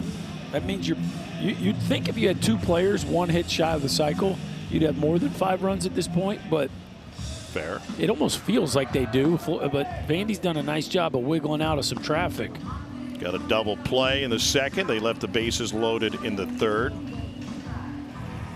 and left 1 stranded in the 5th.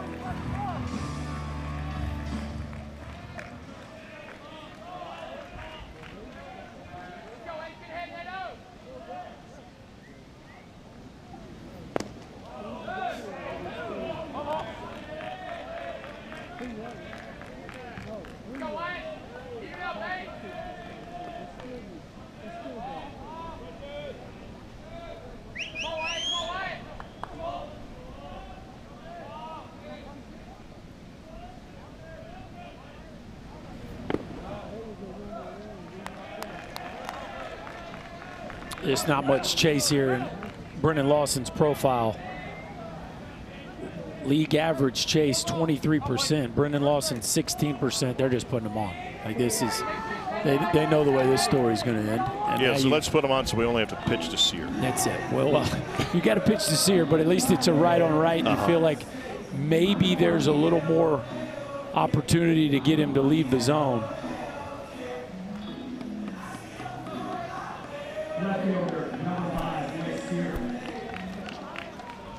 Double single home run for Sear. Home run with 358 feet to left. And a first pitch strike. 94 from Wyatt Neto. Sear very different from a chase perspective, almost 26%. So 3% more, 3 percentage points more than the league average. He'll leave the strike zone to go after a pitch. Good take right there. And couple that with the right on right aspect of it, and that seemed like a pretty easy decision. As hot as he is, it's just which one do you fear the least? Third consecutive appearance out of the bullpen for Neto. Here's what Sear did last time up. He's really been on a home run heater the second half of the season. 12 home runs on the season, 8 in SEC play. It's been a huge impact, especially when Lawson was struggling. He was carrying him there for stretches.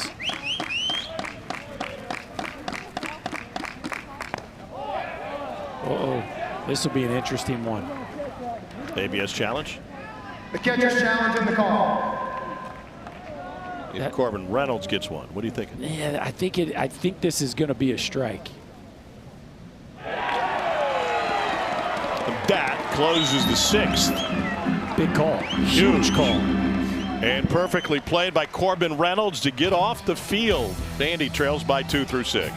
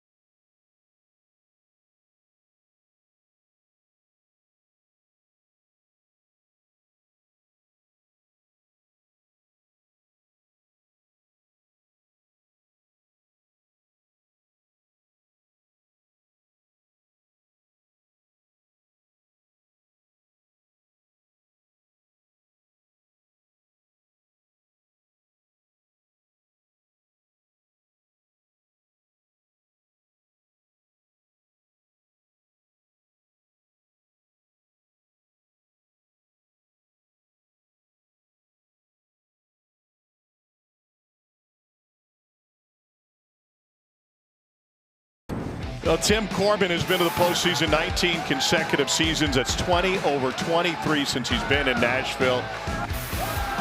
5 times to Omaha and a pair of national championships. They know how to dogpile.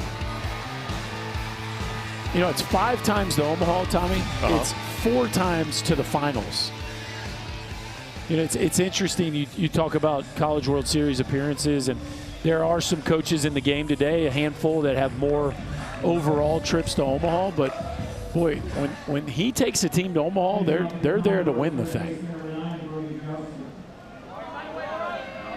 We were talking with him earlier this season, and somehow we got on the subject of Julian Infante. And he said, you know, after we had celebrated that last national championship, there was a knock on our hotel door at about 3 a.m. And Infante was standing there with a group of dudes, and they dogpiled Corbs and Maggie in their hotel bed. Like, he got a group together. He goes, we got to go celebrate with Coach. Yeah, it was pretty cool, too. He said it wasn't like him and the other middle of the lineup hitters. It was like there was student managers. There was, you know, it was a diverse group of players. He just talked about how charismatic of a leader Infante was. They've won 2 of the last 3 SEC tournaments, and coming into this one with a school record in home runs. The consecutive tournament run is so impressive. 7 players on this roster, Berkey, had yet to be born the last time Vandy missed the postseason. It feels like a rite of passage. Well, they've done a nice job hanging in this one, haven't they? I mean, it feels like the dam was going to break a few different times. Johnson puts it in the air to right, and Yost handles it.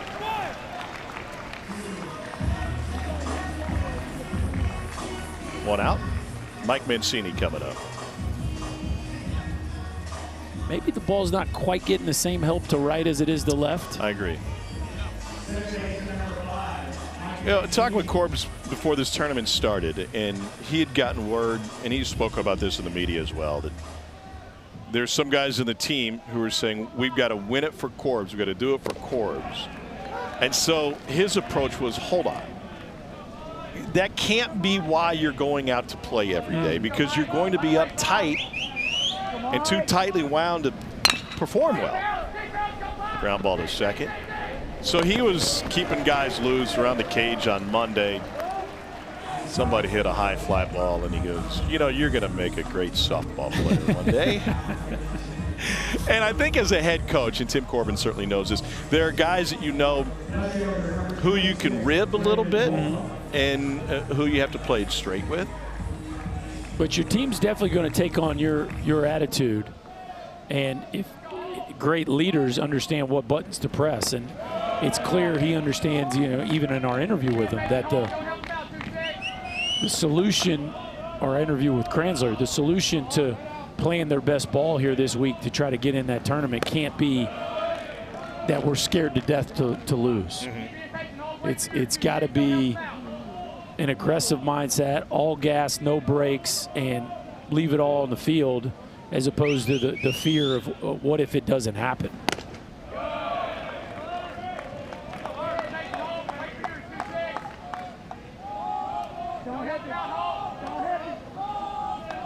The architect of the Vanderbilt program. 3-0. 4-pitch walk is what Barry missed with the fastball.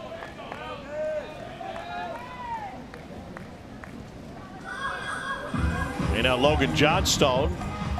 You know, Corbs was a little reticent to dip into the transfer portal first couple of years it was in play. And his answer wasn't that much different than Dabo Swinney's was, which is, we've recruited guys to be part of this program.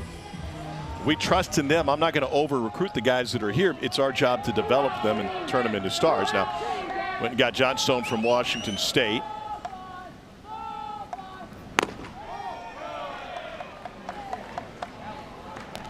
The catcher's challenge on the call. It's a pretty similar pitch. The difference being this was a heater and not a breaking ball. I'm going to say it's a strike again. You got a cheat code up here or something? No, just, that one's squarely in. The catchers are winning the week. Yes, they are.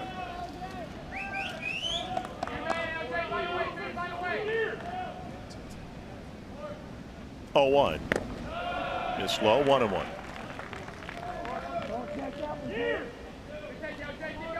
What is a good rate for a home plate umpire in terms of getting calls right in college? 94, 95%, including the buffer zone, which you don't get nicked for whether you call it a ball or a strike. Whereas this zone includes the buffer zone as a strike. So, it appears that there might be a few more misses now relative to that. Now, every pitch that's questionable isn't being challenged either. That's right. It would be interesting to see what the correct scores would be with ABS after the game of each of these. I would love to know that. Yeah, because I think if you take in the amount of total pitches that are taken, or if you minimize it and just put outer edge pitches that are taken, we're seeing those calls overturned, but I think the rate is still really high that they get it right. Yeah, they're still nailing almost all of the game.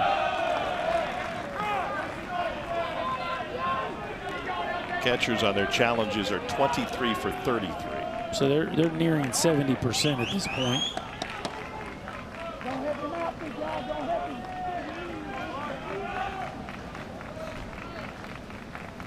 Runner goes, it's fouled off.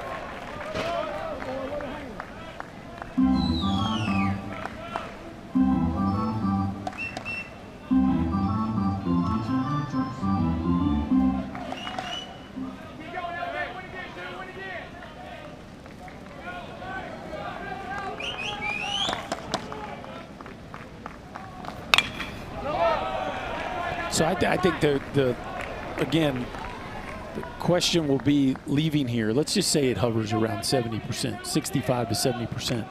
Will that then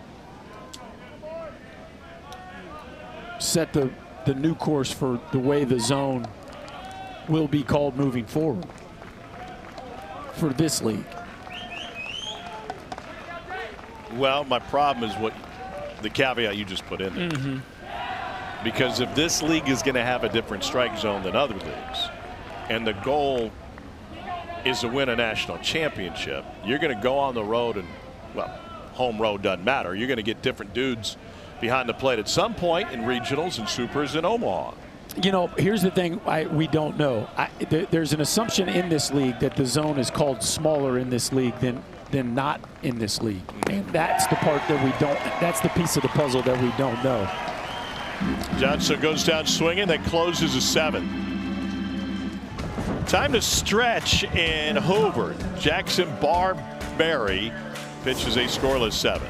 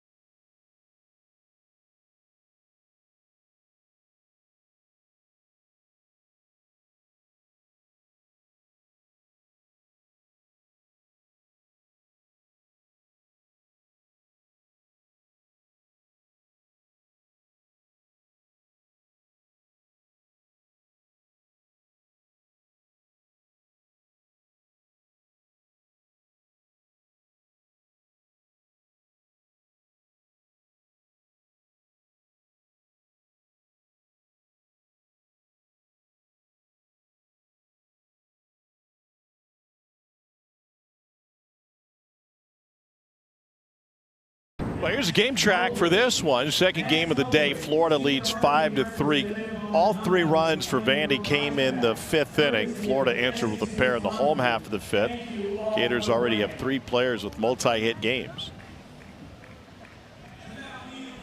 Feels like a big frame for the Gators to get a little breathing room. I would not want to head to the 9th with a 2-run lead against this desperate Vanderbilt group. It just, especially with the way this ballpark's playing. Now, Florida has the answers at the back end of their bullpen, so if anybody feels comfortable with it, it's probably Sully, but I'm sure he would like a little more breathing room. Well, they've had an up and down season. They have 5 losses this year when leading after 7 innings. That surprised me. It does me as well. Now they have dealt with different spurts of health in the back end of that bullpen, specifically with Barberi that's in the game right now. It's a Florida team that started its season 13-1, and included in that run was a sweep on the road at Miami in Coral Gables. And a 3-game losing streak when they got swept on the road at Alabama. Lost 6 out of 7 between Auburn and A&M. That also included a loss to Jacksonville. So 14-6 against ranked, 12 losses to unranked teams. But look at that road record against top 25 opponents. The only team in the league to beat Georgia, and they beat them in Athens.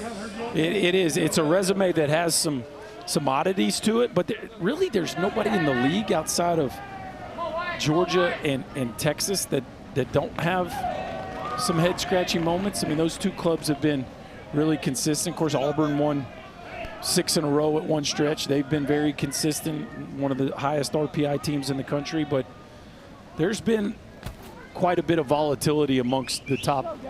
Take those 3 out of it, I guess, amongst the next group of, say, 6 or 8 teams in the league.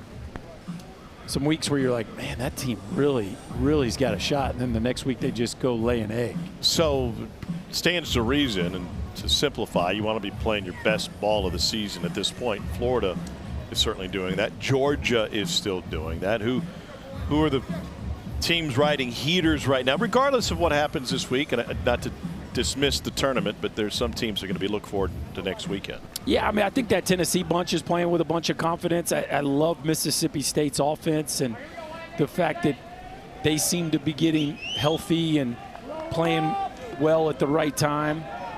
12-2 run rule victory against Missouri to start the day.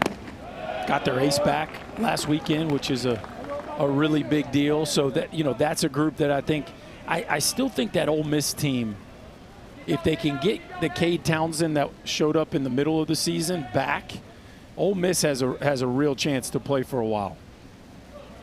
Because Taylor Rabe's been as good as anybody in the league in the last month or so. So you go Elliott, Townsend, Rabe, that's a pitching staff that travels with some real answers in the bullpen. Walker Hooks being the guy at the back end. 1-1 to McDonald, who is 0 for 3 today. But similar to your prior point, there's enough teams that have had high enough highs where the best version of about 10 of these teams. Oh my goodness! I mean, Bama, and there's a lot of teams that have shown spurts of being Omaha good.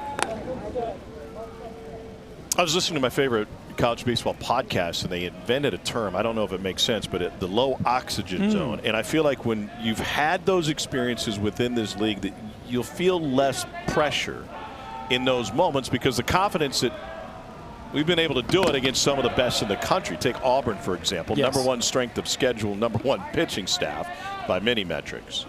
And Ole Miss has the #1 strength of schedule within the conference. And so I was thinking about Ole Miss today, too. Is it the worst thing in the world they don't host? I mean, they've had, I think, both their trips to Omaha. I know the year they won it all, they didn't host either round. I think.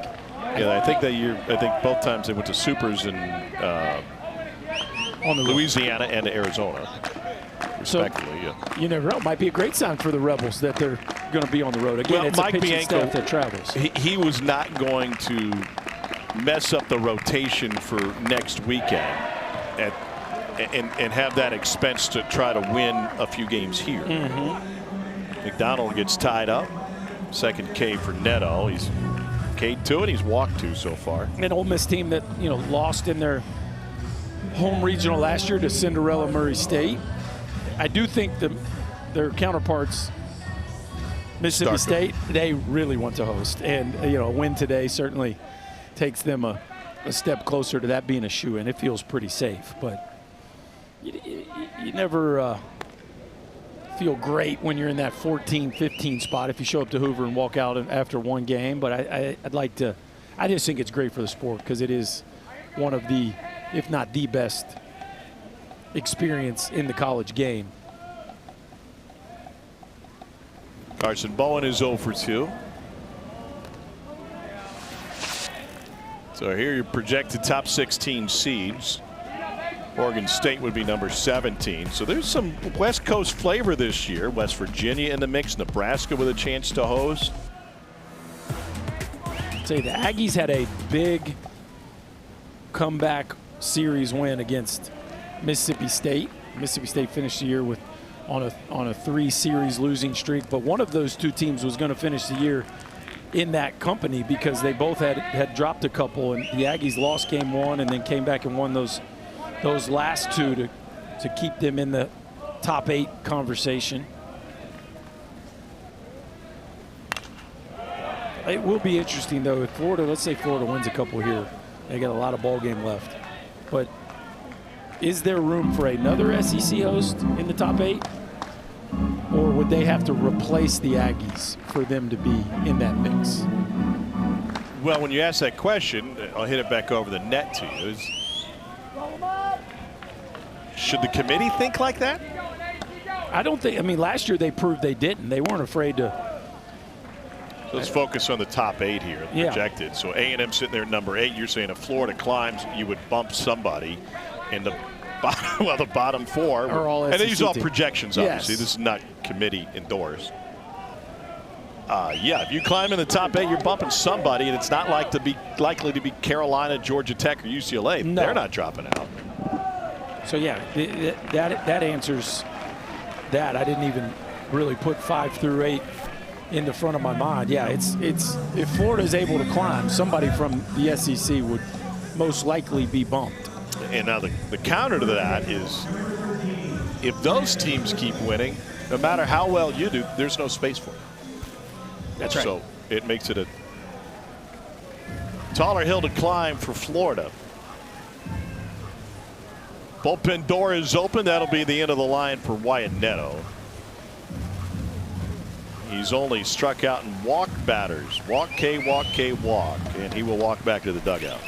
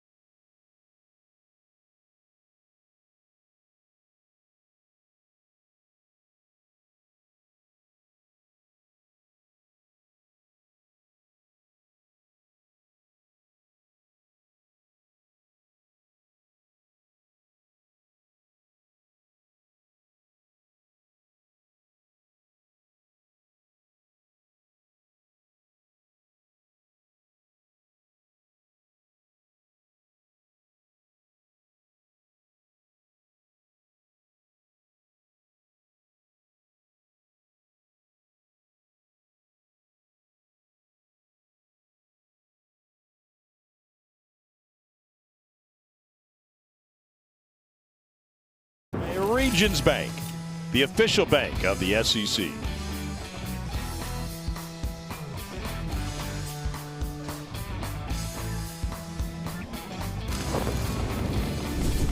Dave Van Horn is in the building. 7-seed Arkansas, 10-seed Tennessee. Man, they've had some knockdown dragouts over the years. Another club you never count out this time of year, Tommy. When you start talking about maybe from not the top 4 SEC seeds that could end up in Omaha, never count out the Hogs. And it's pitching staff that has taken on a few different shapes, but Hunter Dietz has been as good as almost anybody in the league the back half of the season. Luke Guth comes out of the Vanderbilt bullpen. He replaces Wyatt Neto. He is the 5th pitcher of the game. The junior right-hander from Franklin, PA, 2-1 with a .506 and 40 strikeouts in just 32 innings pitched. This is a kind of an everyday presence in this Vanderbilt bullpen. One of the guys that they have leaned on the most to provide stability and get him out of some jams. And boy, does he have his hands full here with this one.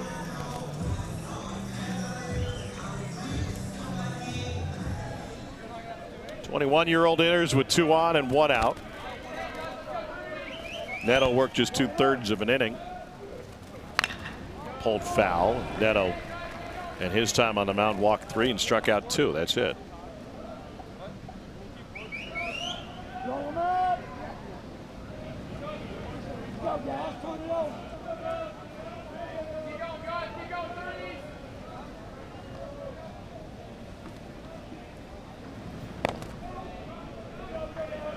Guth worked an inning against South Carolina last weekend. Just 1 run on 2 hits.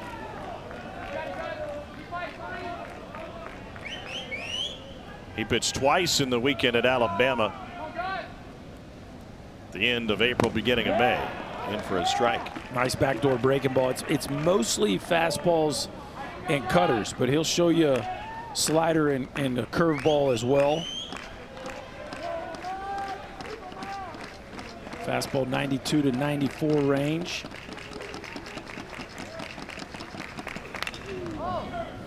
That is a fair ball. Topspin for Gooden, and he'll take it for out number 2. It advances both base runners. Serwick ends up at 3rd and Bowen at 2nd.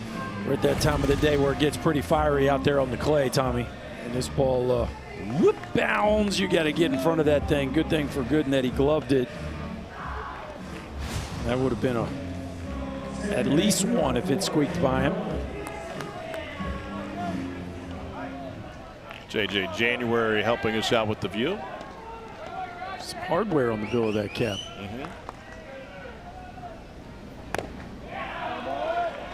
You should ask if next time you're on the golf course trying to take money from Dave Neal or Kyle Peterson, if you can wear that on the course. You could see some things. A lot of pine straws, some creeks. Entire tour, huh? like a nature tour. Curlin looking for his first hit. That is just foul. Curlin had a good series against LSU, 4 for 11. He had 4 hits in Kentucky series the week prior. Here's a look.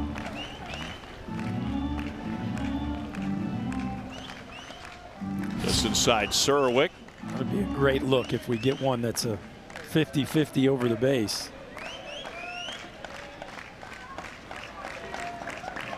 Curlin healthy last season.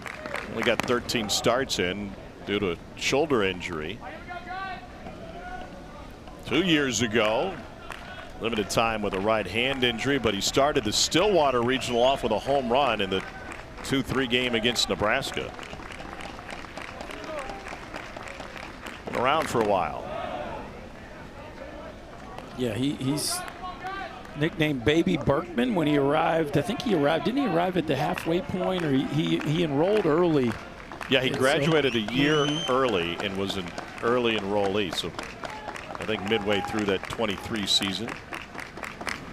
Reaches for it, pokes it off of the umpire Scott Kennedy, off of his inside of his leg. He's going to get through anyway, but it turns into a 2-run single for Cade Curlin, his first hit of the game. Now that's a professional AB. Gets fooled on a breaking ball. You see Luke Guth kind of shaking his head. We talked about sometimes corner infield play in a beauty contest. Sometimes hitting with 2 strikes in a beauty contest. Stick your butt out, get your chest down, extend the barrel. Watch him, butt out, chest down, extend the barrel. Find an opportunity to move the baseball, and that one shoots right back up the box. Glad you stuck to hitting. I thought that was a 2 Live Crew lyric there for a second. Hayden Yost is 3 for 3.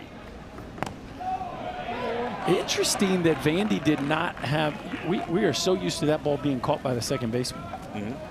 And because of positioning. Yeah, because of positioning, and they were not playing the the second baseman up the middle on a ball that just feels like in the modern game doesn't squeak through much anymore. Look where Mancini is here. I mean, that's kind of the old school second base. Didn't help that it caromed off Kennedy. No, but oftentimes you'll have the second baseman almost aligned where Scott Kennedy was to start. Lifted into right center field. Rigdon on his horse, and with a step or two on the track, hauls it in. Came up the bat at 105, but it dies in the leather. A 2-run seventh for Florida, and the Gators lead by 4.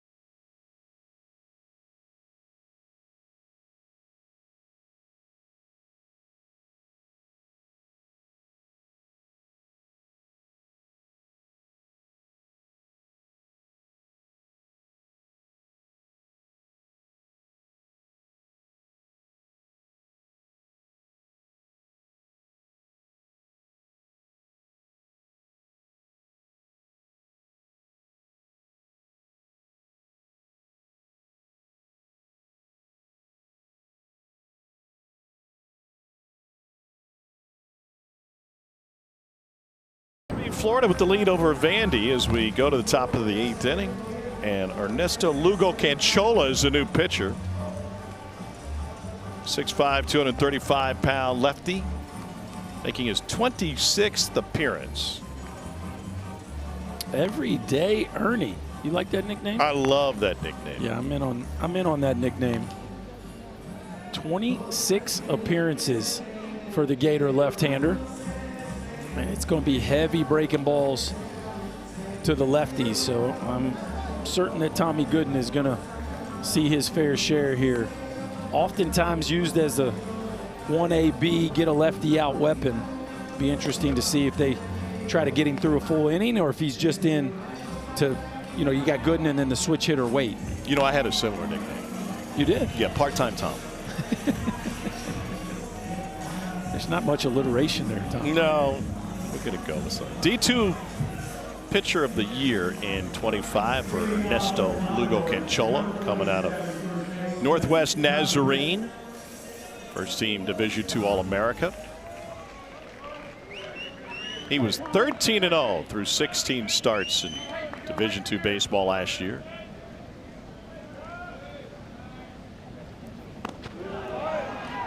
Swing and a miss. There's slider number 1 of this at bat. It's almost 50-50 pitch usage, but it's about 52% to 48% to left-handers, slider to fastball. So a little more than 50% sliders, and he started this one off with back-to-back breakers. One more, or not yet? I'd go chase here.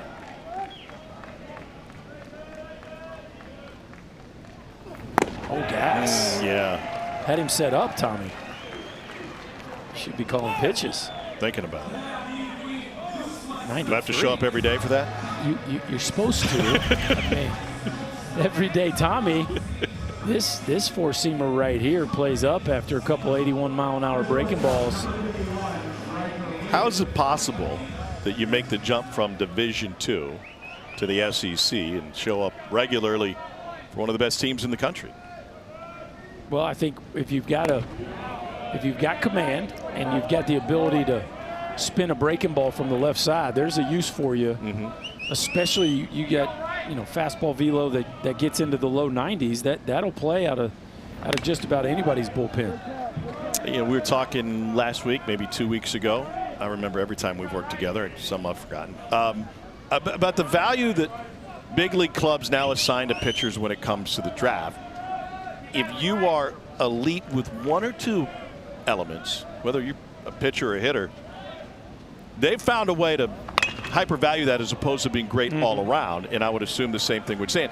They're going to find you if you're at the Division II and you have two elite pitches. Yeah, they're college baseball, especially really all of college baseball is using the portal, just like Major League Baseball uses the draft.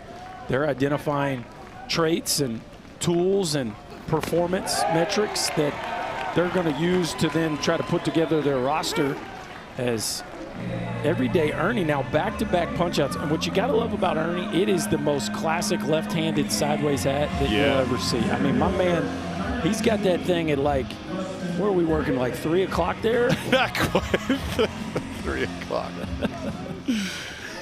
Maybe 2. Okay, yeah. Maybe 1:30.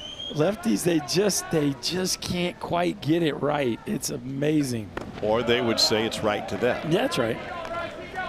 Everything's relative.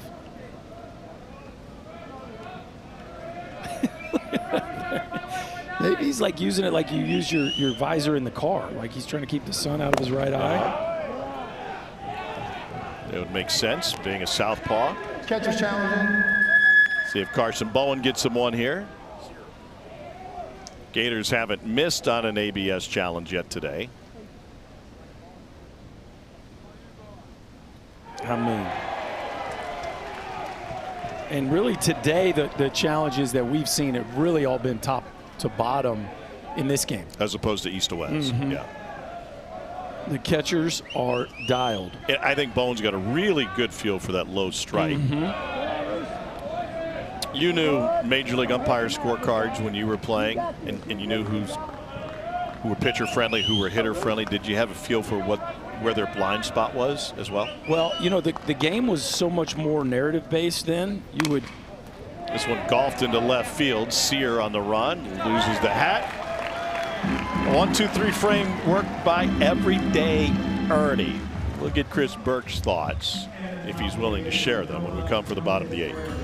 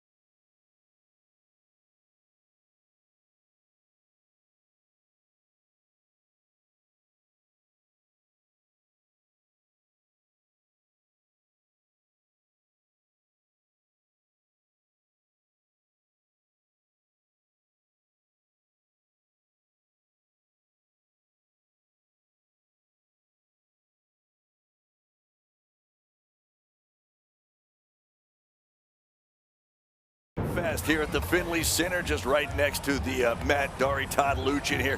When this show's over, we'll quit playing games, or when the game's over, we'll quit playing games. Head on over, do a little show. We will get you set for Arkansas, Tennessee. We'll go field access with Cam Kozel. Also welcome in some of the winners from this game to the set. About Florida swinging the bats. 12 hits today. I mean, Sear, Yost, and Lawson have been on base 10 of 11. Wow. Florida's fighting to get in the top 8. As for Vanderbilt, they're 3 outs away from going home.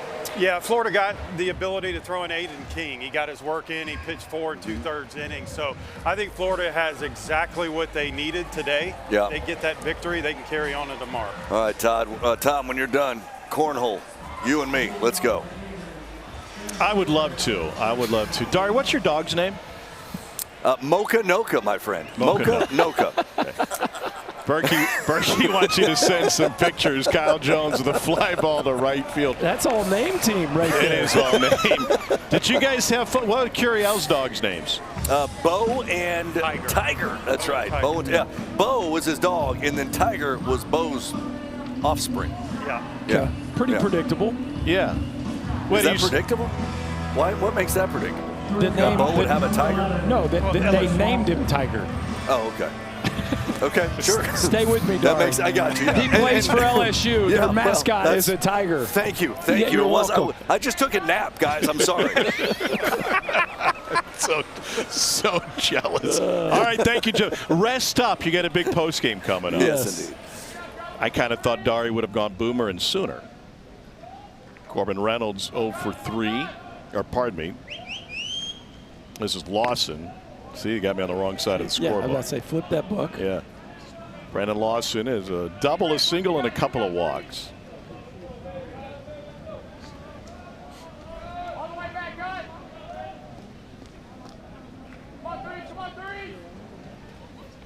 And that breaking ball's in the dirt. If we're going to play cornhole, we could just go out to the mound and use the rosin bags. We had a point yesterday, Berkey. There were 4 rosin bags on the mound. I was watching when you asked why there were so many of them, and I was very curious about that myself. Now 2 makes sense, 1 for each team. Right? Better to have and not need than need and not have. But there was like Confucius, who starred in the minors, said that. Wasn't there like 5? And there may have been 5 at one point, and they threw 1 out. 4's the limit. I guess so. We get a challenge from Corbin Reynolds. There's that low breaking ball again. Catcher's challenge in the pitch. Might as well, he says. This could be Florida's last at bat.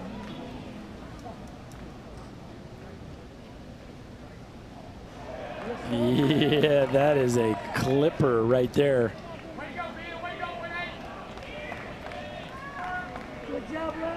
Nice job. It's been very efficient from a timing standpoint. Sure.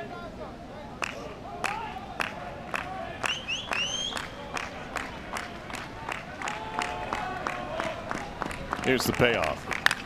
And Lawson drills it deep to right field. Johnston will watch it fly just under the scoreboard and back out of the field.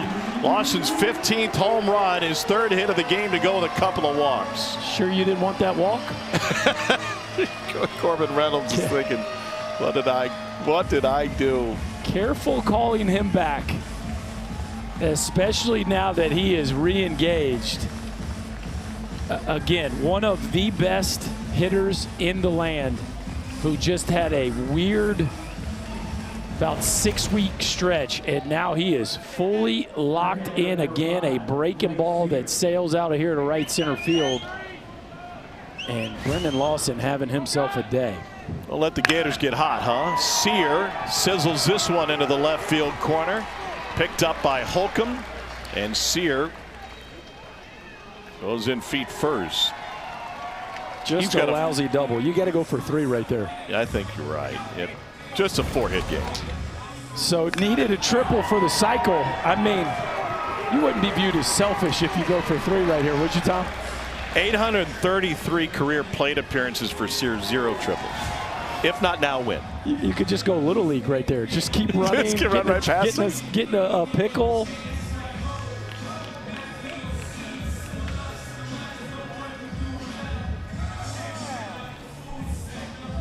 $14 hits today for Florida.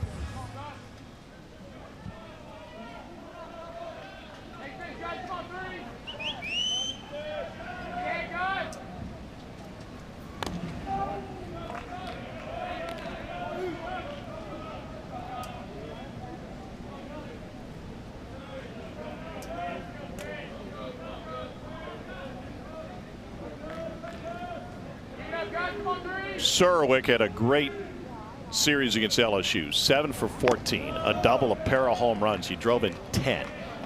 Florida's homered.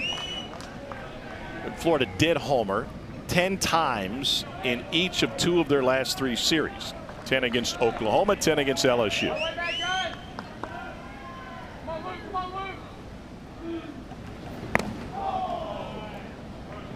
Reynolds wants him to take a look at that. Catcher's challenge on the pitch. I think this one's down. I'm calling this one early. This one actually was low. Just a hair down. So what's funny about, not funny about that, but if the strike zone was measured from the front of the plate, that's probably a strike. It's ABS measures it from the middle of the plate, you miss by half an inch. Yeah. Yeah, all part of the puzzle. I mean, when you were a hitter, what did you, like, how did you view the strike zone with the plate the size that it is? That's a great question. I would say you're viewing it to your front foot. Okay. Well, the front foot for Serwick is in the middle of the plate when he starts his kick, and he draws ball 4. You want to expound on that, or are we good? No, I think typically that's where you're trying to make contact, and obviously the ball's moving really fast, but you're making a decision. I don't know exactly what the sports science would say, but let's say 5 or 6 feet out in front of that, and so that's where your eye level tends to be gauging where the pitches swing or don't swing. Yeah. Tim Corbin will take the ball from Luke Goth. He'll go back to the bullpen with 2 runners on for Florida in the 8th.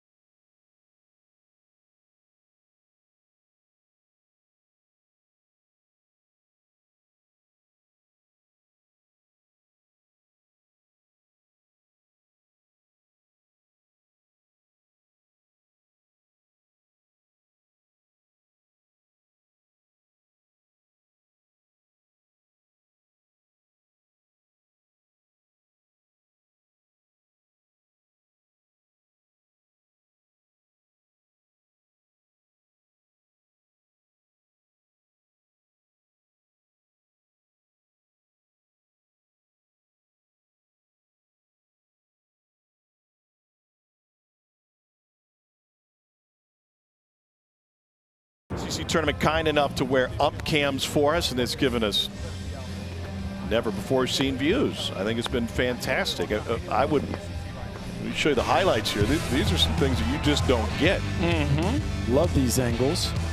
I think it really gives the viewer a sense of how fast the ball's moving. Now, the only thing we're missing is if we would have put one on Paul Gillier for the umpire dinner on Monday night, we would have seen his salmon-colored pants. However, wish not, want not. New pitcher, Jacob Faulkner for Vanderbilt. We got some funk here on this delivery for the senior out of Venice, Florida. A little sinker slider combo here gives you a real funky arm slot. He actually will throw a 4-seamer from down there as well. So he'll try to ride it, he'll sink it, and of course throw that frisbee out of that slot as well. 17th appearance of the season. 23 strikeouts and 35 1/3.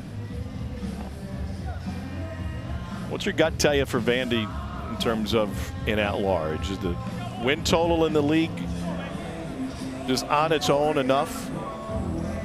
Or are you going to be, I guess I'll let you off the hook a little bit. Is this simply scoreboard watching and hope there aren't other bid teams out there? Well, that's the first thing. That's the very first thing. You want to make sure there are as few bid stealers out there as possible, and then you're really just banking that you could be an outlier from an RPI perspective, that this would maybe be the year that the other metrics matter enough that you could be the highest by a wide margin. Sure. RPI at-large team from the SEC. Faulkner had to get his pitch comm right. Sear at second, Serwick at first.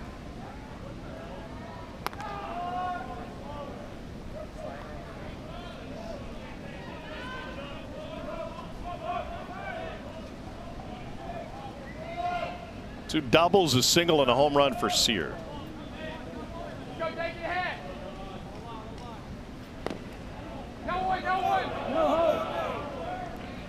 Well, and this is, to me, and there's a handful of lineups in this league that fall into this category. What makes this Florida offense right now so interesting is you get kind of a, goose egg here from Cade McDonald, at least to this point.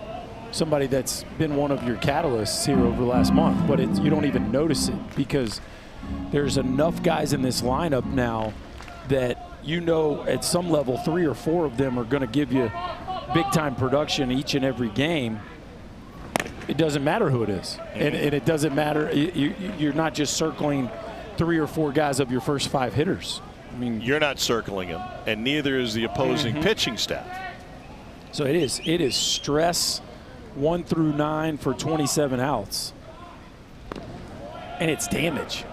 It's not just, okay, yeah, this guy can really handle the bat situation. It's a bunch of guys that can run the ball out of the yard on you.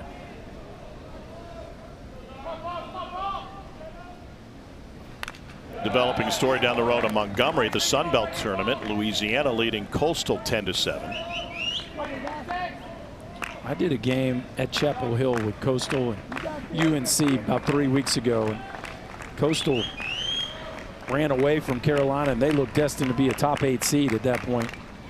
Now it looks like they're essentially out of the hosting conversation. So what does that do for Louisiana if you get a win in advance in the Sun Belt? That's a bubble team. That's a bubble team that starts to look a lot shinier on their resume.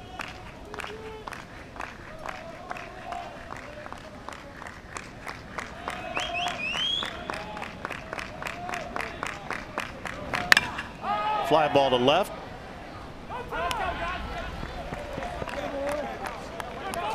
Two down. Tennessee's in the house. Tennessee and Arkansas. Start time no earlier than 5:30 Eastern, 4:30 Central. Louisiana came into the day 38th in the RPI, so a win over Coastal would only heighten that.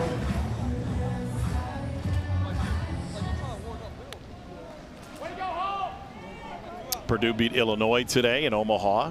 Big Ten tournament. Purdue was sitting on a 2 line, right? According to the projections.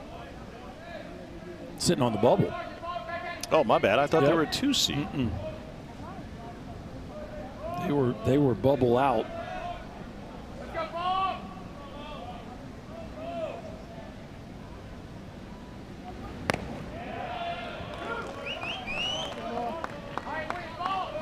Nothing in 2 to Carson Bowen. Coastal and Louisiana now in a rain delay. Had a deluge there after Raging Cajun scored 3 in the top of the 7th. And this one pulled down the line.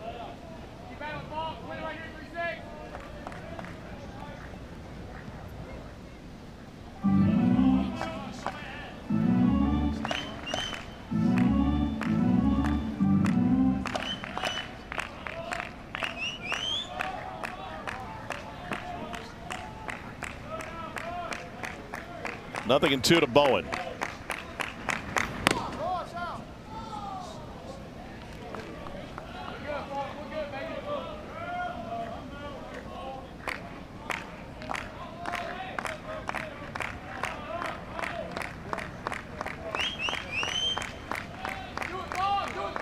Bowen's drawn a pair of walks. He's 0 for 2. And he pops this one out of play. Always a tough matchup for a right-handed hitter when you're facing a side armor or submarine right-handed pitcher. There's just such a unique look to it. But it usually, as the at-bat goes deeper and deeper, the advantage starts to swing towards the hitter's side of things. Such a unique look. It takes a few pitches to settle in and really find that release point. But Bowen's starting to look more and more comfortable here as we reach the 7th pitch of this AB.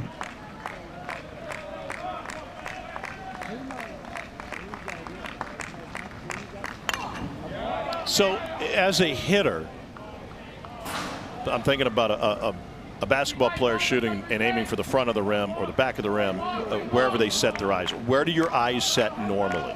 So normally, I would always go from the pitcher's face to the release point. And so you think about that, that's usually, a pretty straight line. For a submariner, that becomes a very different visual. Wiffle ball, swing and a miss.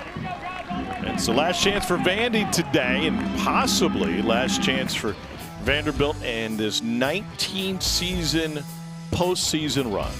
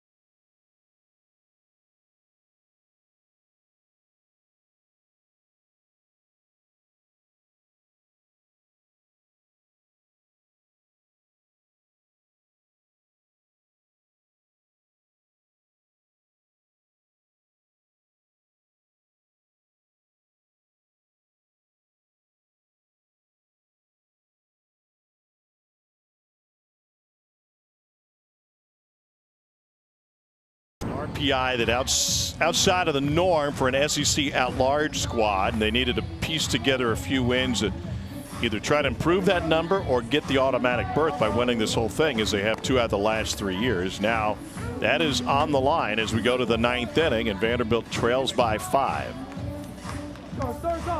Here's their company on the bubble for the NCAA tournament. Selection show on ESPN2 Monday at noon. East Carolina, Michigan, Kentucky, and NC State last 4 in. NC State could be bumped out of that with their loss in the ACC tournament. But then you got to leapfrog 4 other teams, according to the guesses by the folks at D1 Baseball. It's a lot of traffic in front of you. Yeah. Again, just a projection, but a projection based on a lot of data points throughout the years as Luke McNeely comes on for the 16th time, 31 innings, 42 Ks, fastball that'll get up into the 95, 96 range, slider and a changeup as well.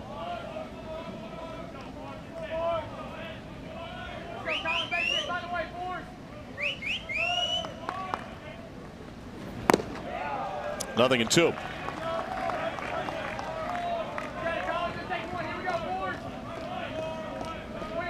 And you also have to hold off the bubble teams behind you, like Southeast Missouri State, UAB, and Purdue, as we mentioned earlier. Barzy fouls it off. He is 0 for 3 today. Yeah, just, if this is it for the Doors, it's as frustrating as this season is. You get a chance to bring back a big chunk of all the contributing pieces from this group that really played better the second half of the season, and that's encouraging, especially you start talking about getting some of those pieces that missed this year back healthy, like Austin Nye, and we saw a glimpse of Shorey today, but you give those guys an opportunity to get back healthy. Barzy rung up. And then from a position player's standpoint, you're bringing back most of the group that you see on the field today. Colin Barzy, as that bat went way past the point of no return, Colin Barzy will most likely move on. And, of course, Mike Mancini's out of – Mike Mancini and Logan Johnstone are out of eligibility. But there's the potential to bring the rest of this group back.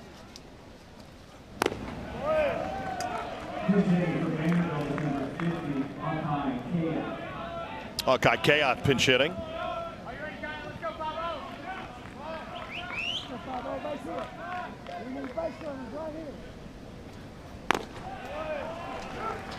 Down to the count, 0-2. You think about a pitching staff that had about 50% of their innings was by freshmen this year. So, you know, yeah, maybe we have an NCAA tournament this year, Tommy. That's a pretty quick good morning, good afternoon, good night. But I don't think LSU and Vanderbilt are going to stay down long. No. By the way, speaking of bubble teams, Troy and South Al play each other tonight. So while one of them will take a loss, the other one might get a little bit of a bump.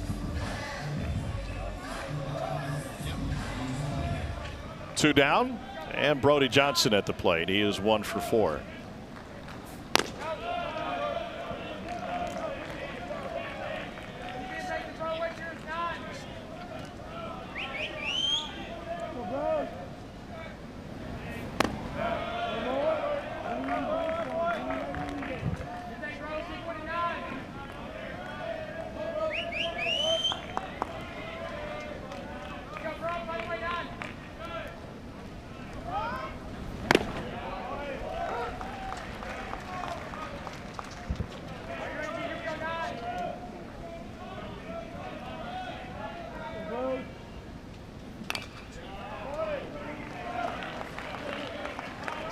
Vandy was able to add to its resume with the come from behind win against Kentucky yesterday.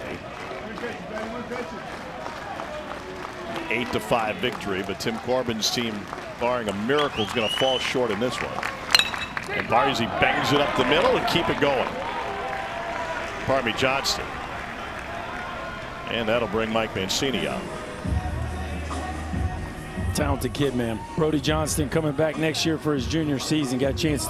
He will be on the short list of players that'll be in that player of the year conversation in the SEC. I mean, it's been a very productive year out of the sophomore third baseman, but I think there's another jump in there. And with Jason Esposito settling in as the hitting coach, it wouldn't shock me if he has a monster year next year.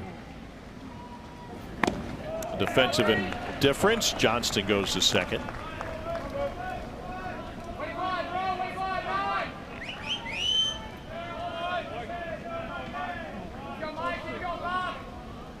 Winner of this one gets Alabama tomorrow in the second game of the day. You think there'll be some tickets sold tomorrow? Mississippi State, Georgia, game number 1. Alabama, the home team, game number 2. That's going to be a fun day of baseball. This place will be rocking. Might be some Auburn fans that show up later tonight for the second session. They've got the nightcap with LSU. How about some that one's going to be juicy this evening.